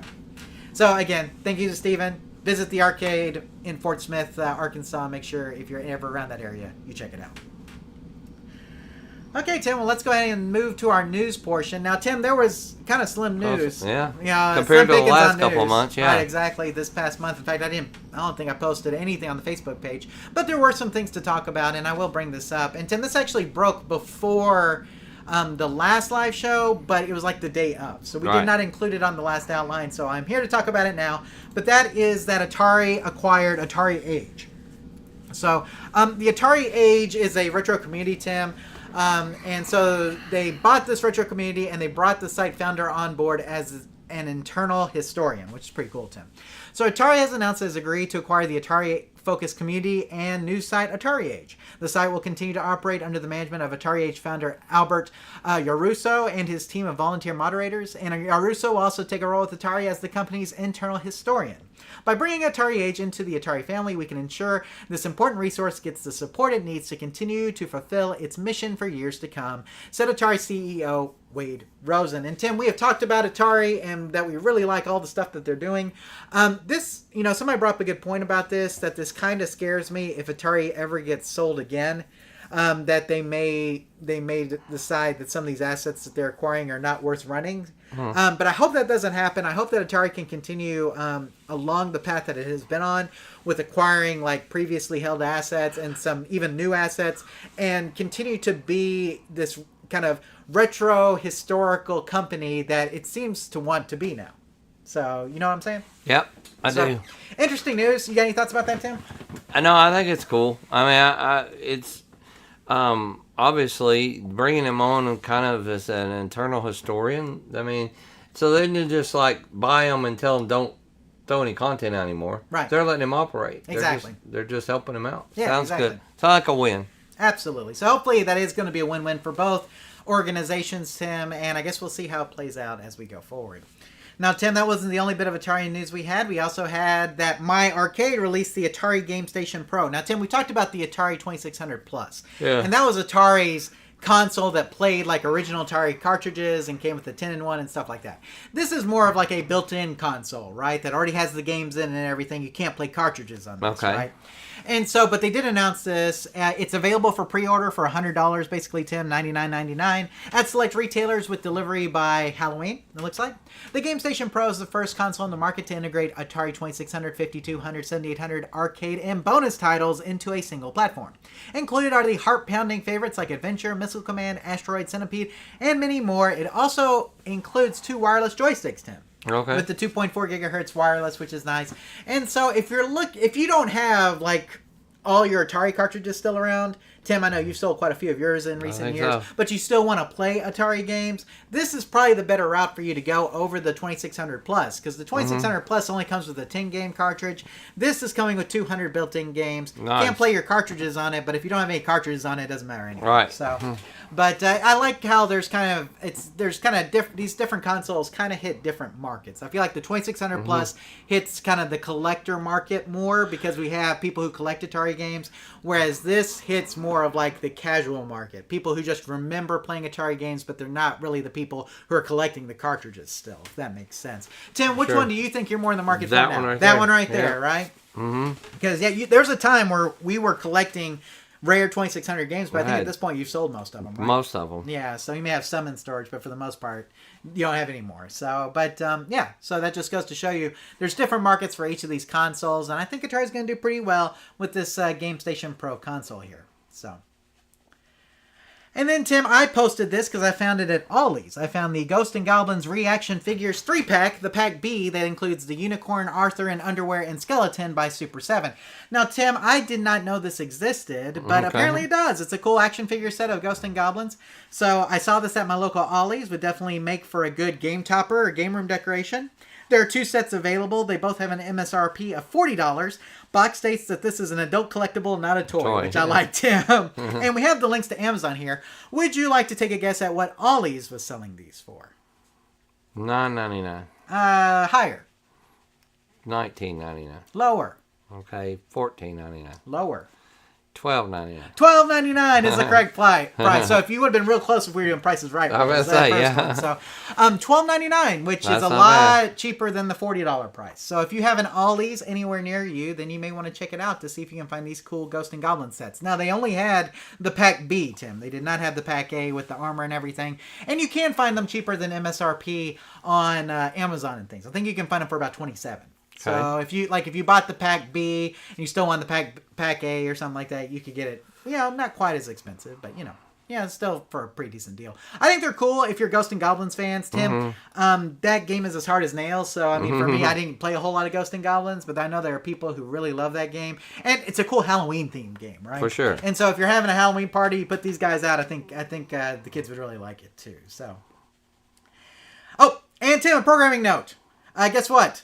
We're not going to do the November live show on the first Thursday night of the month. Okay. I know. I keep missing out. Now we may do the Friday thing like we did this time. I don't know. I'm trying to work out the details with my wife. Tim, I have a concert that night I'm going to. So that is why we are not going to do it on the first Thursday night. I hope that we can do the December one on the first Thursday night. Okay. We'll just see how that works out. But we'll either try to do it Friday or the next Thursday after. And I don't know, Tim. I guess it'll also depend on your schedule and where in the world is Tim. Right. Whenever we do it, but we'll figure something out. And when we do, we'll post it on our Facebook and Twitter/X pages for the updates. So make sure that you guys stay there if you want to know. But yes, next episode TBD, Tim. All right. So just something to keep in mind. I'm sorry. So there you go. But there you go, Tim. So I think so. Tim, I forgot to send off the prize from last month. Okay, I was supposed to send off the Space Invaders. Coming. Right, the Space Invaders. In fact, it's still sitting here. The Space Invaders live projector. I still have it. We will pick a winner and I will ship it to you. I'm sorry we did not send it off. But let's go ahead and give away something here at the end of the show. And we're going to do 24 hours again. So 24-hour entry into this. So if you're watching this and you want to win this prize, you have 24 hours to enter. In order to enter the contest for tonight, you will send an email to contest@arcaderepairtips.com. And the keyword I'm going to pick is going to be K4600. Okay. Which was the chassis that we talked about earlier in the night. Okay, so K4600. So K4600 will be the keyword.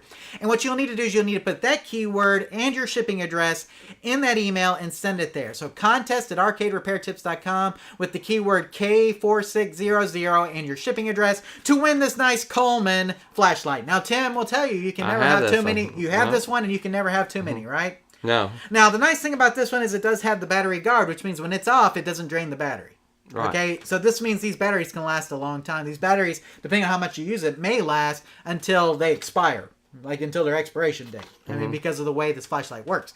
And so this nice Coleman is really good. Tim, you own this one. I think I gave it to you as a present. What do you think of this Coleman? It's a really good flashlight, and you're right. One thing I like about it, I keep it at home because the batteries do last forever. There you go. So if you would like to win this Coleman, you're going to send an email to contest@arcaderepairtips.com with your name, your shipping address, and the keyword K4600, K4600. Make sure that's either in the subject or in the body or something. And if you do that, you'll be entered to win this nice Coleman flashlight that does have the battery protect and comes with batteries, Tim. You don't even have to invest in some AAAs. We are giving you the AAAs with this tonight, and you can win this nice flashlight. So somebody said zoom and enhance. There you go. Ooh. Okay, there you go. Are we good? There you go. Power when you need it. That's what I like, Tim. So, and Tim is very picky about his flashlights, right, Tim? I am. I have one in my pocket right now. I keep a flashlight on me all the time. Absolutely. And this is a good one. One Last of my time. favorites. To win this, send an email to contest@arcaderepairtips.com with your name, shipping address, and the keyword K4600, K4600. And you will be entered to win this nice Coleman flashlight for tonight. And considering there's not many people here, Tim, live, you may have a really good chance to win it. So if you're the only one who enters, guess what? You're taking this home. Easy enough. So, so there you go, guys. And again, I do want to remind everybody, we do not sell your information. Your information stays private. I have not ever shared that information with anybody. It's only stayed in my email. Okay? So I will never share that information with anybody, but we do want your shipping address so I can just ship this thing off to the winner. I don't have to email you back to ask your shipping address. So again, contest@arcaderepairtips.com. Name, address, and keyword K4600. Boom. So, okay, Tim. Oh, let's see. We got some things here. Jumping General says, "Hey guys, late to the party." And what do we always say, Tim? You're right on time. You're right on time. That is correct. YouTube Punk says, "Best flashlight in the let's see, is the Bauer Slim Fold from Harbor Freight." And I think, Tim, we used to have the little Meebo Slims that we liked. Mm-hmm. The Meebo Slims are fantastic. The problem with the Meebo Slims is that you have to charge them. Right. Okay? And they work great. Right. With something like this, you don't have to charge it. Now, the Meebo Slim batteries last forever. Golly. Mm-hmm. Because it's a USB charge. It's got a battery in there. But if sometimes you want just a general flashlight, you can just pop batteries in and get going. You don't want to have to charge. And so that's what's good about the Coleman. And the Coleman with the battery drain lasts forever. Good stuff. So there we go. So, Tim, I think we have everything. Is there anything else that we need to say before we roll into our discussions? Anything you want to talk about with the previous questions or anything like that? No, looking forward to the after show. I did bring some packs to open back on track. Show us what packs you brought. And I got a surprise in one of them. Show us one. Just show us one. I will show you. Let's see. So, for those of you guys who don't know, the after show happens immediately after the live show. Usually about a 5 or 10 minute break. So if you're here watching live, since you just it's pretty much baseball playoffs, which we'll talk about, got a 1988 Fleer baseball pack. Nice. I've got I think this is an 89 Donruss baseball. And then I brought one football pack because we're still football season. Yeah, football season. 91 football upper deck. And one surprise for you, Jonathan. Oh, there you go. So if you want to see us randomly open these packs to see what's in them, make sure you stay tuned for the after show to do that. But before we get to the after show, let's wrap this up real quick, Tim, and talk about how you can get in contact with us. A couple things, though. We do want your arcade-related videos. If you want some free advertising for your YouTube channel, we're looking for people to submit short videos, 10 minutes or less, about arcade-related topics. Send us a link of your video to questions@arcaderepairtips.com, and our staff will review it. If we like it, we'll use it during one of our live show episodes. Make sure to put in a plug for your channel so we know where to find you. We look forward to seeing your submissions. Tim, I see you looking at my cutout over there. Yeah. Does everybody know about my cutout? You got to show them the cutout. Okay, real quick. I know this is kind of probably after show, but you remember in 2020, Tim, right? When basically there were no fans in the stands. No fans in the stands. And so you could buy a cutout. Here, we'll just put you there. There you go. There you go, John. It's just like me. In fact, you can do the whole live show like that. Right? Yeah. Nobody even knows I'm gone. Right? All right. So it's like I'm still here. I never thought I would see the day where I was an official MLB collectible. See I have the little insignia on me and everything. It actually says what seat I sat in, too. Nice. So I don't know if you can see that. I have to bring How cool. So there you go. So yeah, so I actually got this from doing it. They said to put myself on a green background. I thought they were going to put me on something, but they didn't. They just put me. They put me on a green background. I guess that's your chair. Yes, exactly. Well, I don't know. I think they were going to try to, but yeah. So that's my cutout. So there you go. I'm official. That's my official. I'm an official MLB collectible. So, but yeah, and just. Tim doesn't know this, but I got tickets to the ALDS game on Tuesday. Oh, wow. How fun. I'm taking the kids. Heck yeah. Yeah, so this will be their first postseason game. They've never been, obviously. How fun. So they were not cheap. We'll talk about that in the after show. Let's wrap this up real quick, because we're getting into the after show. I feel like we're just rolling into it. But this is how you guys can contact us if you need to contact us. The best way is via email, questions@arcaderepairtips.com, questions@arcaderepairtips.com. Put live show in the subject to get it mentioned on the show. Otherwise, we'll answer it when we get around to it. We may save it for the live show. So some of you guys may be getting, I know some of you guys over the last month may have emailed in. We may have answered your question tonight because we saved it for the live show because we thought it would be good for the show. But we try to answer them as we get them. That's questions@arcaderepairtips.com, questions@arcaderepairtips.com if you want to send us any questions. We have our YouTube page at youtube.arcaderepairtips.com, of course.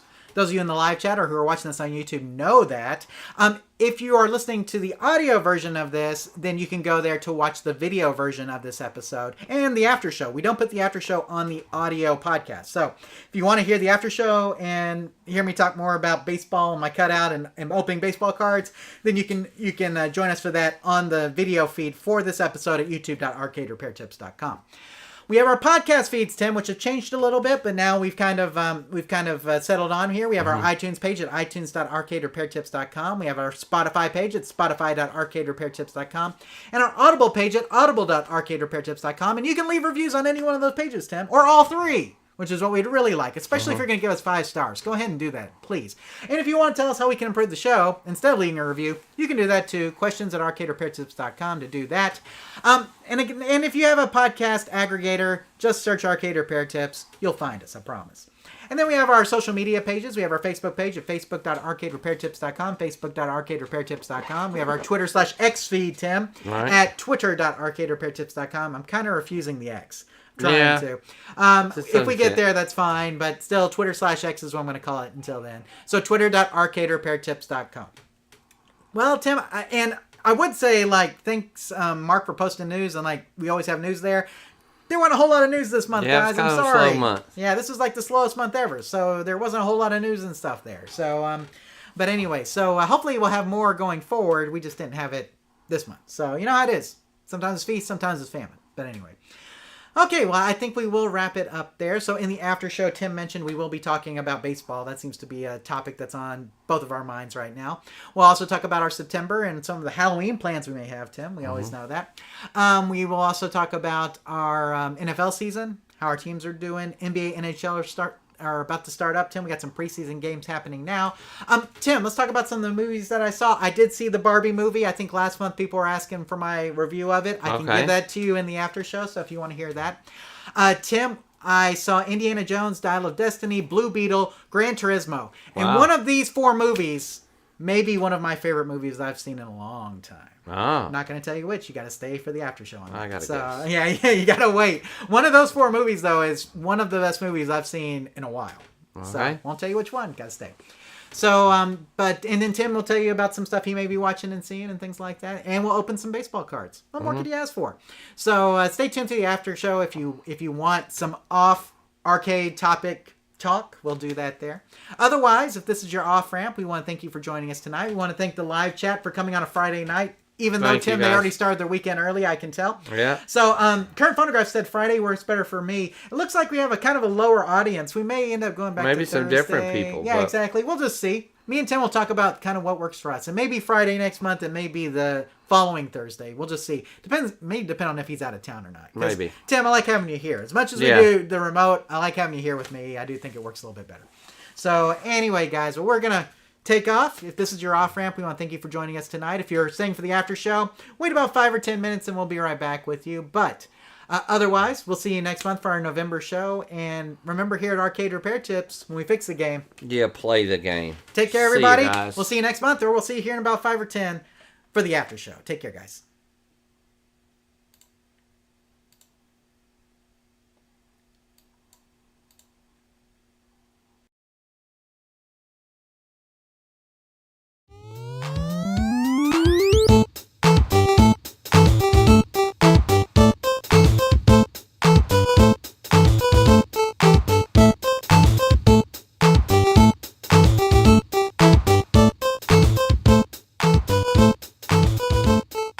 Thank you for watching this episode of the Arcade Repair Tips live show. All of our past episodes are available on our website at arcaderepairtips.com or on our YouTube page. This show is intended for entertainment and educational purposes only. Please consult a professional before attempting to repair any coin-operated machines yourself. The preceding program is a Varcade Entertainment production.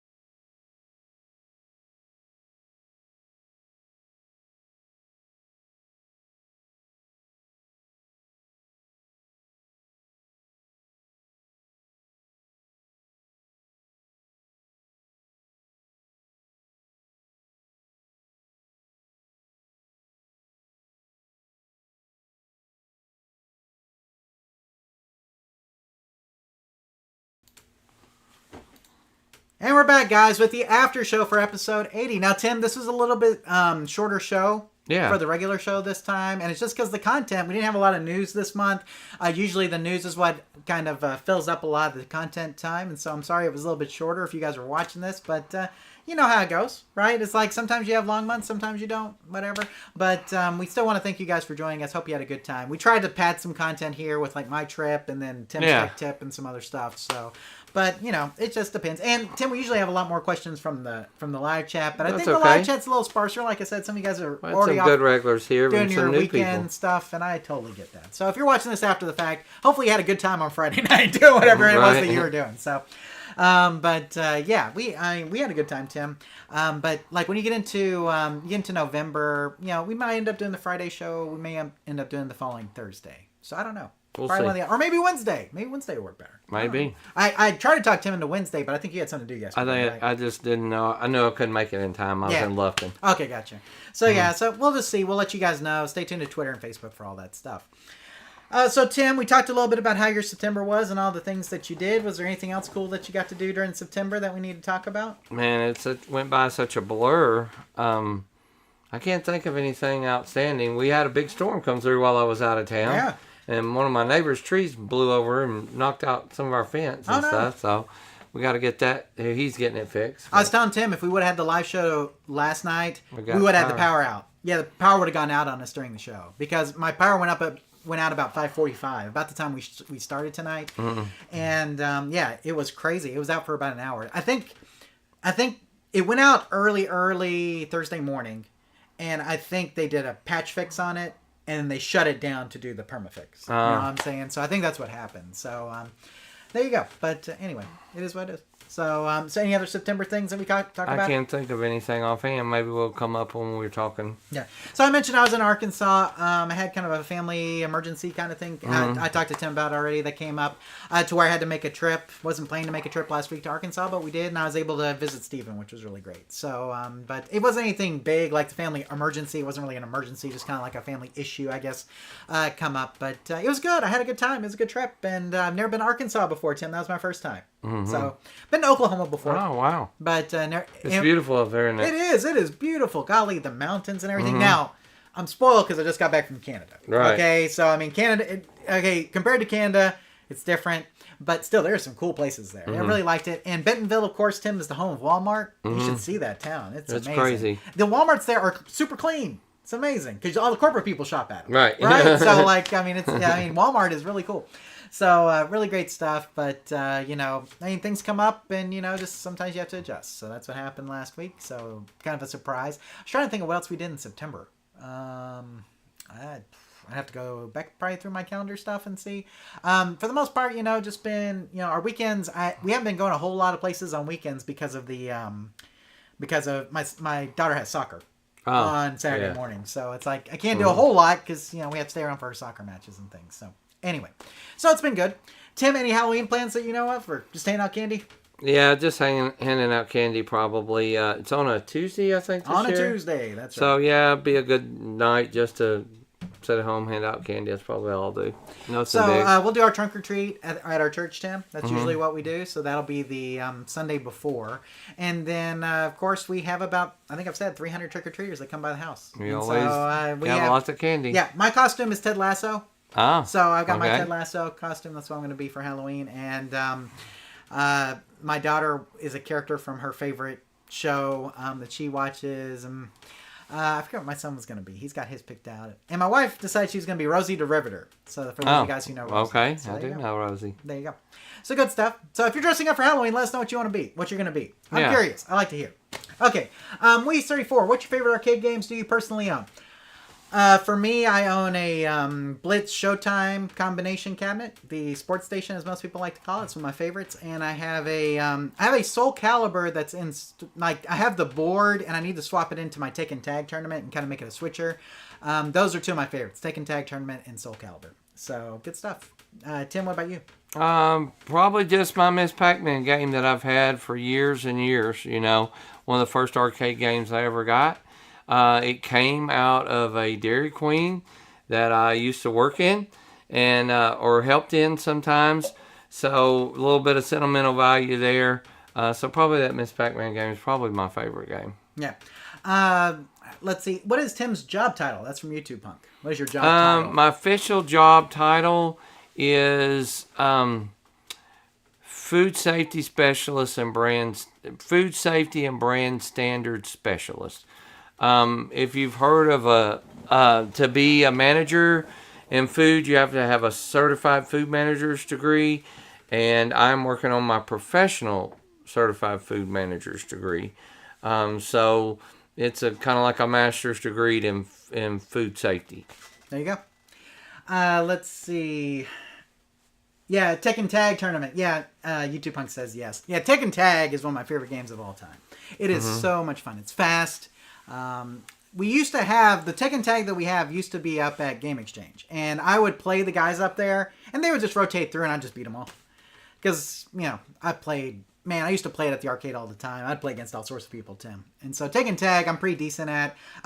In fact, I've had that happen several times. I'll be up at arcades and people just come through and will play me one by one. But again, when you play people at the arcade, you're going to get better just because everybody is good typically. You have a lot of good players come up. And so that's one that I remember just playing over and over and over again. My brother will still come over and try to beat me, every so often, and still can't. So there it is. We always enjoyed playing Mortal Kombat. Yeah, Mortal Kombat. I've got Tim's Mortal Kombat that he used to have in his game room. I bought it from him when he was moving one time, and it's still a great game. Mortal Kombat's still good. Mortal Kombat 2. Yeah, Mortal Kombat 2 is my favorite. Wii34, how come it's so hard to find a Moon Patrol, Tim? Just like all classic games, they only made a limited amount, and they keep shrinking. And people who have them already have them. Yep. So, difficult. I haven't seen one for sale in a long time. Absolutely. YouTube Punk, who do you main on Tekken Tag Tournament? Usually Paul Phoenix, sometimes Lee, sometimes Law, sometimes Kazuya. It just depends. So, it depends on who you pick a lot of times. I kind of base my style of, sometimes Harrowing too. I kind of base my style on who I'm playing. So if I know, we know that certain characters are stronger against other characters, for instance. But most of the time, Paul's probably my number one overall guy that I use. So if you see me playing, I'm probably playing Paul. But I'm pretty comfortable using Lee or Law or, like I said, Hwoarang or Kazuya as well. So Heihachi is good too. Use a lot of Heihachi. So I was about to say, Tim's probably seen me play a lot of Heihachi. So. Yes, that's what I thought you would say. Yeah, exactly. So. And I don't even know the game that well. Yeah. I remember you playing that. That's right. Oh yeah. Heihachi and Paul are that's if I'm playing tag, those are two of my good guys because Heihachi's pretty powerful. So he's got a lot of those powerful moves. I like powerful characters that are also quick, and so you'd think Brian would fall into that, but I don't usually play Brian a whole lot. Let's see. Mokujin. I will play Mokujin depending. Mokujin is a random fighter. You just don't know who you're going to get. Sometimes I just like to do that as a challenge. It's just fun to, you don't know who. You can tell by stance though. That's always key. So as soon as before you even start the match, you can tell who you are. So. Let's see. My Life in 8-Bit. Hey, managed to finally catch the live show for once. You did. You're in the after show technically, but that still counts. You are here. Thanks for being here. Ask a question if you need to. That's right. Wii34, what do you think about the new retro cabs and what kind of boards do they run? See them at auctions. So a lot of the retro style cabinets use multi-game boards now. So most of the stuff you're going to find at auctions that are going to be using multi-cade boards. That's pretty much become standard. So obviously Pandora's Box Game Elves have become super popular now. What are we on? The 15th edition of the Pandora's Box? Something like that. So. 10th, something like that. We're on a million of them. So, but a lot of the retro, 16-1 is still as popular as ever for a lot of people. So, yeah, you'll see some different stuff, but a lot of it's Chinese knockoff boards. So, let's see. What'd you say about the Moon Patrol one? I didn't catch that. I just said that you don't see them very often. It's supply and demand. Rare. Yeah. Moon Patrol's one of the early 80s game, right? So anything that's early 80s games, tougher to find, especially now. So, let's see. I just have it on the 19-1 board. Yeah, exactly. I think it's on that one. Yeah, I think I may have it on the Game of. So, okay, I think we're caught up. Cool. Okay, so let us continue on with just some random talk here. Tim, let's talk about sports real quick. What do you think about the NFL? Well, we're Cowboys fans, so we're pretty happy right now. Feeling pretty down after that Cardinals game. Feeling better now. Yeah. Now, the big test is the 49ers, though. Yeah, you can't really... it's any given Sunday, right? Yep. You got to bring it every week, and you can't slack. I thought the Cardinals game really, and even in our wins, we're still showing a lot of weakness in the red zone and stuff. I don't think we're the best team in the NFL, like some people think that. I don't think we are yet. I think we could be. We're Cowboys fans if you didn't know. Definitely have some flavor, some surprise teams. The Browns, pretty surprising. I mean, just how well they've been playing. Miami was looking good up until they played Buffalo this week. And they kind of got humbled a little bit. Yeah, I think so. I think that's happened to several teams, though. Even the Bears winning last night, it was crazy. Oh, yeah. And so, but... of course, sad to hear Mike Ditka pass. Yeah, I saw that. And so, really sad. Bears. The Bears. Every time I think of Ditka, I think about, what do you have if Mike Ditka plays 12 midgets? And, it's like, oh, I'm having a heart attack. Anyway, always been a Mike Ditka fan, and I hate to hear about his passing. It's like, I guess it stinks. I think about it, when we were young, all these people were dying, like Humphrey Bogart and people that didn't know. Now it's like, wait a second, I remember them. That's every week. It's like, I hate to hear that. Or, we lost Pee Wee Herman and just rock stars and people that we grew up with. And it's really sad and depressing. Have you ever done this, Jonathan? I've went to say happy birthday, and I went, wait a second, I hadn't heard from that person in a while. You probably ain't got that old yet. No, I haven't got I'm getting that old where I have to go make sure they're still around before I say happy birthday on Facebook, because you don't want to be like, happy birthday, and people are like, Timmy's been dead for 3 years, because you can't shut down the Facebook page. But I guess you could. I mean, but I think it's hard to. My wife will have my password, so maybe she'll just put in memory of at the top or something like that. You know what I'm saying? A couple questions here. Jumping General says, I'm watching the live show while I work on a Gravatar cabinet that was found at the landfill. And I want to say is I hope that you got Tim's tech tip then, because you really needed that. Right? Exactly. Like, funky smelling cabinets for sure. Derek Roberts, what is your take on all the Taylor Swift craziness with the NFL? What do you think about Travis Kelce and Taylor Swift? A little bit too much distraction, I think. It was kind of... But I saw a funny meme today. Do you remember the picture of Travis Kelce like 2 months ago where he was hugging a girl but he didn't touch her? Yes. And they're like, now we know why. And it showed Taylor Swift over there giving her the stink eye. And so, I don't know. It's probably good. But you know what? They said, like, viewership is way up. Everybody... it's like, I just want to watch football. No, you don't. Y'all, all your wives and everybody else wants to see Taylor Swift out there. It's kind of, I wouldn't want to be a Chiefs. I'm a sort of a Chiefs fan because we like Mahomes, but I'm not a big Chiefs fan. But it is kind of distracting and probably going to interrupt some practices and things like that. But you know what? So what? It's fun. It's something to talk about, right? I said that ticket sales are up and Travis Kelce jersey sales are up since all this went on. So there you go. Hey, it's helping the NFL. I guess that's a good thing. It seems Have you seen the documentary on the Kelce brothers? No, I haven't. I have not either, and I want to watch it. It seems like I bet it's pretty interesting. There you go. Let's see. Tim is a huge Swiftie. YouTube punk. What's your favorite Taylor Swift song? I don't know. It's one. Shake It Off. Okay, yeah, Shake It Off probably. But, I'm not an anti-hero. I'm not a... Is that yours? I'm not a I don't dislike her. I think for anybody that can make $1 billion on tour right now and give out bonuses to her drivers, like $100,000 bonus and stuff, to me, she really does seem like a decent human being. Mm-hmm. And so let her earn all the money she wants. And, for the most part, our music is pretty good. My niece is just a huge fan, and she's like 40, and her daughter, and they go follow her and go to concerts and stuff. You know what? I'm for everybody that wants to. She comes from a really humble beginning to do. That's the American dream, right? To make it big and to never have a moment's peace in your life now and can't do anything. I don't have that problem when I travel. Yeah, me neither, thankfully. Tim, you brought up something there. I went to a concert since I saw you last. Oh, okay. I went to the church that's literally 5 minutes down the road and saw Toby Mac again. That's right. I saw Toby Mac a year ago, And then he came back through town, and I saw him again. And this time I got the VIP passes, so I actually have a picture with him signed. It signed him. And it was a good concert, man. Toby Mac is great. I love Toby Mac. So his music is awesome. Unfortunately, I think I mentioned this last year, like his new album's all about kind of him losing his son. Yeah. Which is really rough. And so when he did the question and answer, like they're like, just be respectful about questions about his son and everything. Because screw it. Because, he's still very emotional about it. And I understand that. Man, I couldn't imagine losing a son. But anyway, can't imagine so I went to Toby Mac too. I forgot about that. But it was a good experience. Love Toby Mac. Well, a lot of our friends, a lot of our arcade buddies were Depeche Mode. Depeche Mode, I saw that, was in Dallas. And I'm like... Houston. I'm like, man, I miss all those good concerts. We never have much going on here in Tyler, so... Yeah. But... let's see. What's the Wii 34? What's the most challenging game to work on, Tim?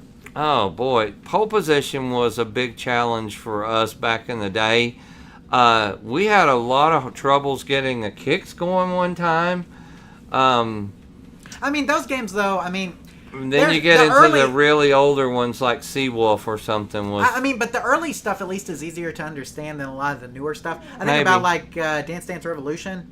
Has a lot of moving parts to it. Sega games, as a whole, just have a lot of wiring, a lot of moving parts. And so, we used to have that Wave Runner game, and that was real challenging to work on. Built-in air compressor in that thing. Just a lot of... there's just a lot to a lot of those motion Sega games, just a lot of different mechanisms and stuff, and a lot of different wiring. So anything Sega, like from the, mid-90s on... Good question. I can't ever think of a game that we just finally gave up and said we can't fix it. No, we've pretty much been able to at least get it working. We might have spent 3 times what the game is worth getting it going, but I can't think of one that we ever just gave up on. Thankfully, most standard arcade games are pretty simple. It's really when it comes to stuff that has, like I said, like funky stuff, like funky features, like we talked about with like air hydraulics or motion or stuff like that. That's the stuff that kind of gets really rough. Dance Dance Revolutions, for instance, have like the pad and then the sensors under the pad, and then it has like another board that hooks up to underneath. There's a lot of different pieces to it. That kind of stuff really has a lot more going on. Somebody said Afterburner. Afterburner has a lot of stuff, especially like if you had the motion, like the full motion Afterburner, the 360. Or something like that. Like regular Afterburner is not bad, but like the motion one was pretty bad. But yeah, stuff that's got motion and movement and stuff, that's usually the toughest stuff, just because there's always tracking down where the issues are difficult. Let's see. We already said what's your favorite Taylor Swift song. So, YouTube Punk, DC Talk, yes, so the Toby Mac from DC Talk. Yeah. He's been around a long time. And I tell you what, he somebody said like what was his favorite moment, I guess, or something like it was like what would you think when you first heard your song on the radio? And guess what he said? He's like, I can't remember when I first heard my song on the radio, but I remember the first time that we were on Casey's Top 40 and Casey Kasem announced our song. Ah, that would. And I looked up that episode. It's Casey's Top 40 from 1996. Wow.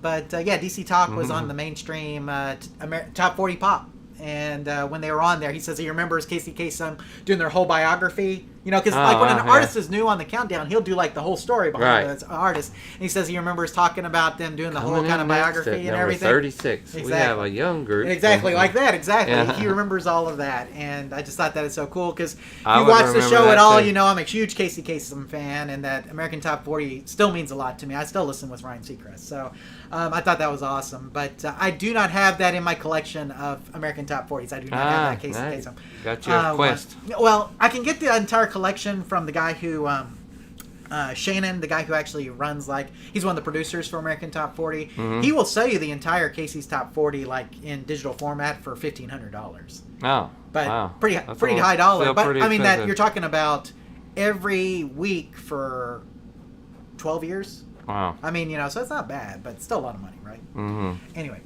Let's see. I remember their Lean On Me album. Yes, DC Talk Lean On Me. Their version of Lean On Me, just like the Club Nouveau, right? Like the same kind of style. Yes, love that. Let's see. Well, Wii 34, I have a Wells Gardner monitor with a VGA plug-in. What CRT could that possibly be? Could be a D9200, which is one of their digital monitors if you have a CRT there. They had a D94, D96. The D just stands for digital. So a lot of those digital monitors had VGA plugs on them as well. They're tri-syncs. So what they told me it stood for. What? They told me it stood for dang it, but in other words. Working on them is not so fun. That's but, what their tech team said. I said, what's the the D stand for? He said, stand for damn it. There's a lot more information out there now than there used to be about fixing those, though, thankfully. So they're not as bad to work on as they used to be. Let's see. Okay, yeah, $1,500. Yeah, that's correct. $1,500 for the entire run of KC's Top 40s, which would span from 1989 to... I can't remember when. I'd have to look it up. Oh, it'd have to be earlier than No, 89. 1989 is when he left American Top 40. Oh. Because his contract expired. And after that, it was Shadow Stevens who took over American Top 40 for 2 years. And Casey went to Casey's Top 40, which was owned by Westwood. American Top 40 was an ABC production, like ABC, like the broadcasting company. All that kind of stuff. So I have some KC Top 40 albums. records, like the actual records that they would play in the on the radio stations, because that was before broadcast. That was before live broadcast. So they'd literally ship every affiliate who played American Top 40 and KC's Top 40 a set of records, and so the radio station would determine when they wanted to play those records, whether it be Friday. They get them like Thursday afternoon or Friday, and they decide if they're going to play it Friday, Saturday, Sunday, or how often they wanted to play it. So Crazy. Yeah. So, Casey Kasem was on the old Transformers cartoon G1. Yes, voice actor. Most people remember him as being Shaggy. Right, Shaggy. That's probably his voice most of Shaggy. famous. So, okay, did we get football out of the way? I guess we got Taylor Swift out of the way, if nothing else. NBA and NHL preseason we'll do real quick. So, Tim, the Mavericks have looked good in preseason, and so have the Stars. I'm a Mavericks and Stars fan, so both those teams have been looking good. Not a whole lot of preseason stuff really to go over, or notes or anything. I don't know how your team's looking right now, but we still have Kyrie Irving, Tim, and he's looking way better than he did at the middle of last year when we picked him up. So I'm excited for another Mavericks year. I think I'm going to get some tickets to a January game. Mavericks game. So we may end up going. Big Luka Doncic fan, and he looks just as good as ever. So, okay, but the big news, MLB. So I mentioned at the end of the regular show, Tim, I have tickets to the ALDS Game 3 between Baltimore and the Rangers on Tuesday. So I am taking my kids and my wife, and we are going. And, how fun. It is going to be rocking. It's a sold-out game. I don't know if they're going to have the roof open or closed or whatever, but my kids have obviously never been to a postseason game, so I'm hoping that this ignites a love in them of baseball. I know it does for me when I go to postseason games. Yeah. So it'll be loud, and so we're taking earmuffs for them just to make sure that they can hear. But I tell you what, I'm looking forward to it. Tickets were expensive, Tim. Not gonna lie. But this may be the only game that they ever get to for postseason. We'll see. But it's like I want to give them that experience. So they're selling faster than the Rays tickets did, right? Oh, absolutely. In fact, I could have bought I looked at this. I could have bought a flight to Tampa Bay, okay, on Tuesday night, to leave out Wednesday morning at 9, get there at 1 when the game starts, get a ride over to Tampa, sit in the upper deck, come home for cheaper than what I pay for my tickets. Oh, that's pretty scary. Yeah, exactly. To the ALDS, okay? So, because nobody wants to go to Rays games. Nobody. The entire upper deck was empty. That was just crazy. Yeah, people just don't want to go. So... It was like the worst attendance crowd since like 1919. That was right after the Chicago Black Sox. Yeah, exactly. And you had to buy 3 tickets, and people didn't want to spend that much, so they boycotted the games. Right. Isn't that crazy? Crazy. So what's up with Tampa Bay's Bay? a good team. Yeah, support them. They're there all the time, and they're really good. And Kevin Cash is a good manager. Golly, sorry, you're getting me on a soapbox here. The Rays are good, and they have zero to little budget, and they're able to compete every year. They're like a better version of the Oakland Athletics. So, I mean, golly, the Rays, people should love the Rays. I don't know what the deal is. Yeah, support them. And I thought we were going to lose. If you would have asked me, I think there's one of those like polls, like, what do you think is going to happen? I said Rays in 3. Oh, wow. And the Rangers ended up sweeping them. Who would have thought? So, Tim, I'm calling Baltimore in 4 right now. Okay. So, we're going to keep this going. Yeah, okay? keep the streak going. Right, but anyway, so that's, I love baseball, and the Rangers were not supposed to be in this position. We were supposed to have another year of rebuild, and here we are. And Baltimore's in the same boat as us. They were supposed to have another year of rebuild at least, and they're here too. And so I think it's cool that 2 teams that nobody expected anything from are about to play each other in the postseason. Super awesome. So if you're a Baltimore fan, I still love you. I hate that we have to beat you, but it is what it is. So I don't care as long as one of us beats the freaking Astros. That's really what we need. No Astros, okay? Right, yeah. Minnesota needs to take them out. But anyway, not an Astros we'll fan. See. So, but there you go.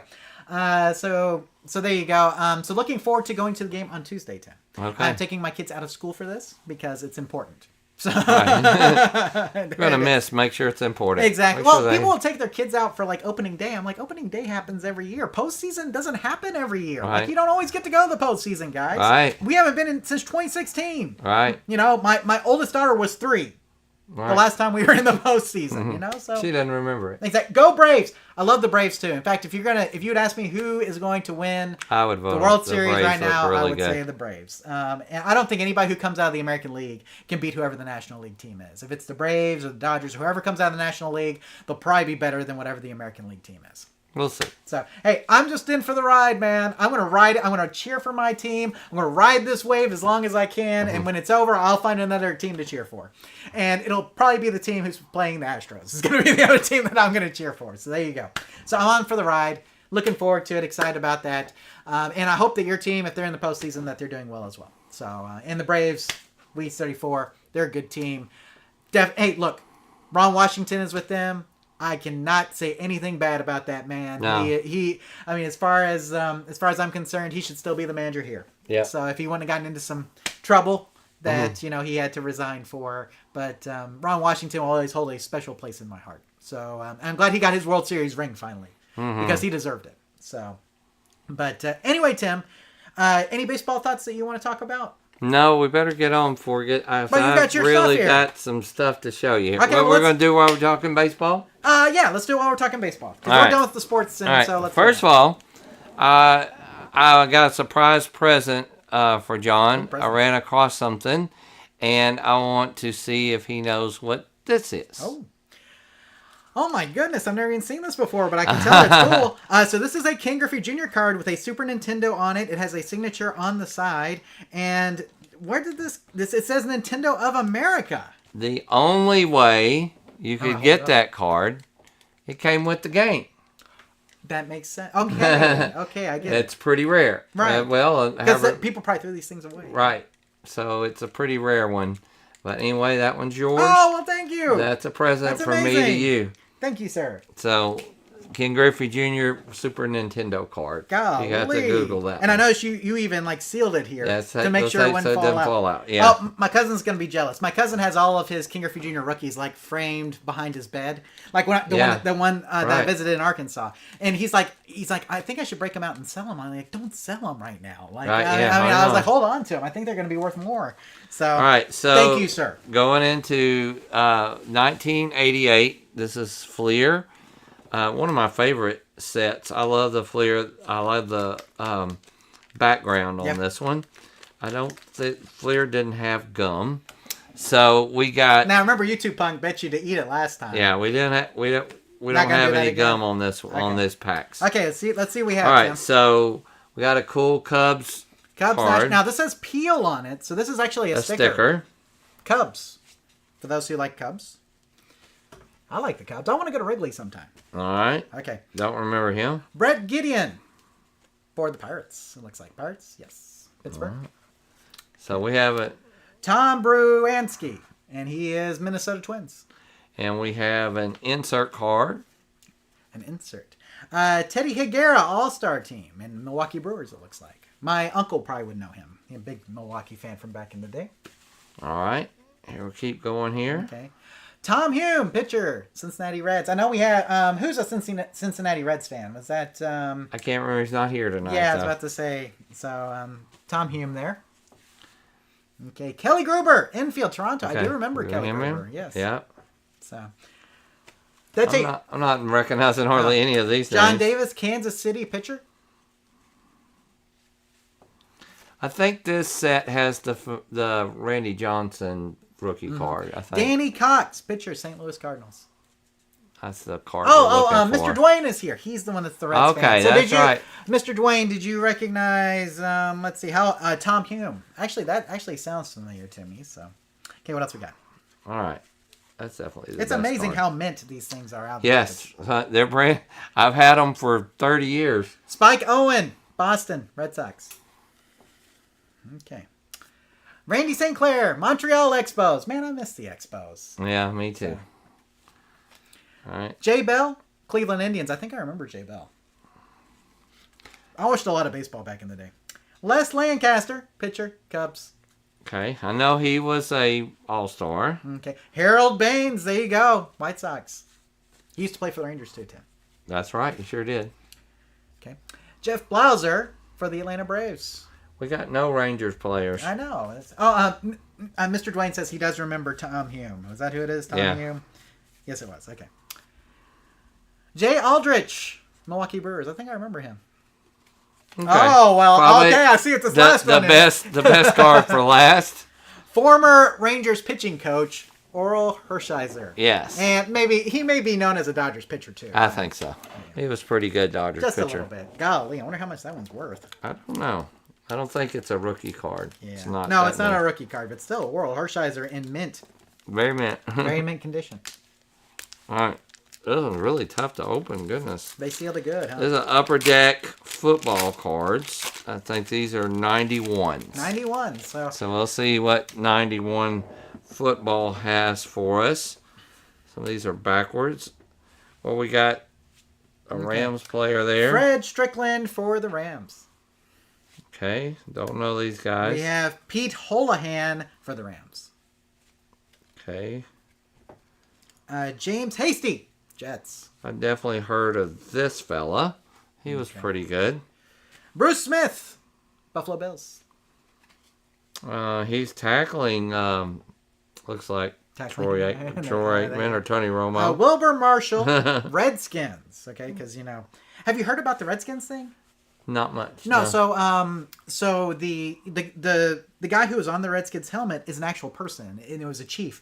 And the Indian tribe that this chief belonged to is now protesting the Redskins, wanting them to bring him back. Oh. Because of what he represented, like the bravery. Like he said, every time the Washington Redskins took the field, then it was, they were representing this chief that was really important to our tribe. Okay. And so they want them to bring back the Redskins logo. I don't know if that's going to happen. Tim taking the physical challenge with that gum was comedy gold. YouTube punk. Yes, it was. All right, we got a rookie card, although I do not know him. John Flannery. So for the Oilers, which are no longer around. Tennessee Titans now. I've heard of him. Okay. Michael Brooks, Detroit. Not Detroit. Denver Broncos. Sorry. Okay. We got Jerry Gray, Rams. And a Packers quarterback that I've never heard of. Oh, there you go. Anthony Delwig. Or Delwig. If you're a Packers fan, maybe Delwig. you remember Anthony there. All right. I definitely have never heard of him. William White, Detroit Lions. There's Detroit. Okay. Well, these last two, I'll tell you, definitely heard of these Hall of Famers. These Hall of Famers. So we got this guy. Art Monk, Washington Redskins. Well, speaking of the Redskins. Exactly. But definitely the best card in the bunch. Definitely not a rookie card, but a good player right Marcus Allen, Raiders. there. Yeah, very nice. So pretty decent pack there. Yeah, I'm not just going to too put them up bad. here. I know That's you're fine. going to take them with you, so. All right, one more pack to open. These are Leaf cards, by the way. Oh, I like Leaf. These are the Don Russ Canadian version or whatever. What is it? Something like that. So, all right. So who knows what is in here? I like these packs. are 88 Don Russ, by the way.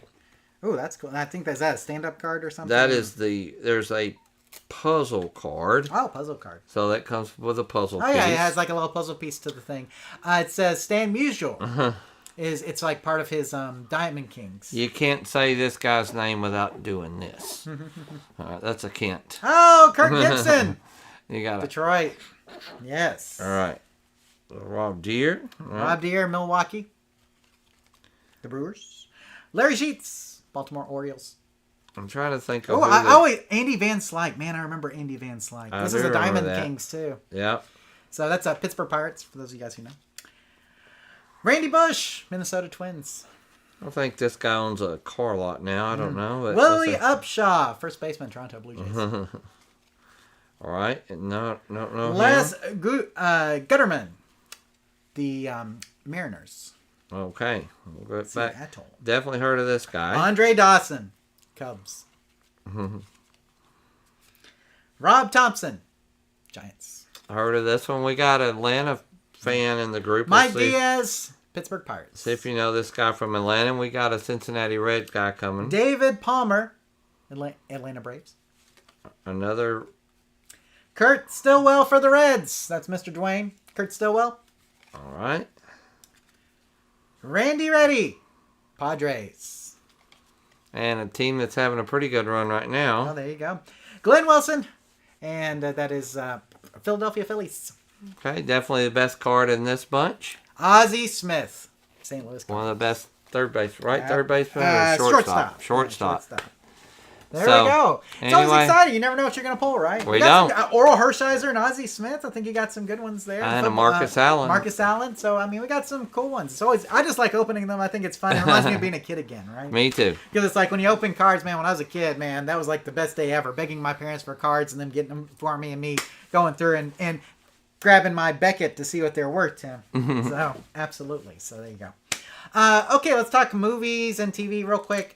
So, Tim, I listed 4 movies. Okay. And I said one of these movies is like maybe in like my top movies of all time. Let me guess. Gran Turismo, hang on. Gran Turismo, Blue Beetle, Indiana Jones and Dial of Destiny, and Barbie. Those were the 4 that I listed. One of these is fantastic, and the others are okay. So which one do you think landed in the fantastic? I'm going to say it's not Indiana Jones and not Barbie. Okay. Gran Turismo. Gran Turismo's correct. Okay, That so looks good. I watched Gran Turismo, and it is fantastic. The acting is good. The races, like, you remember Days of Thunder and how that made you feel, like, speed-wise?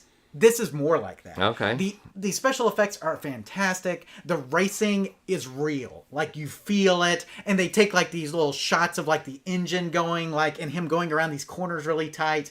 The funny thing is that it's based on a real-life story, and the guy whose story it's based on actually does the stunt driving in the movie. How fun. Which is pretty awesome. It is great. Great, great, great. Gran Turismo. Watch it, watch it, watch it. Can't say it enough. You go out of your way to watch it. If you've got like a dollar theater next to you, go see it. You can get it on demand right now, which is the way I watched it. I think I robbed myself from not seeing it in a movie theater. I want to see it in a movie theater. Okay. Because I feel like the whole thing is shot, like they're showing these like famous racing tracks, like Le Mans, right?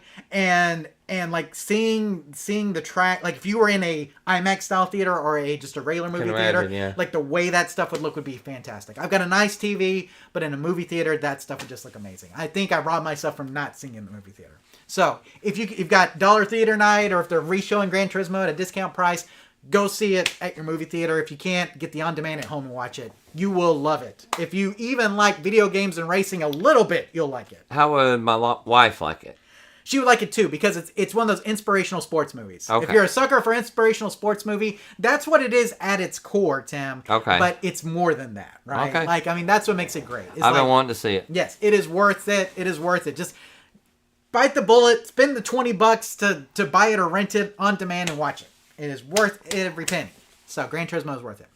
Let's talk about the other 3. Blue Beetle was decent. Okay. It was not anything to write home about.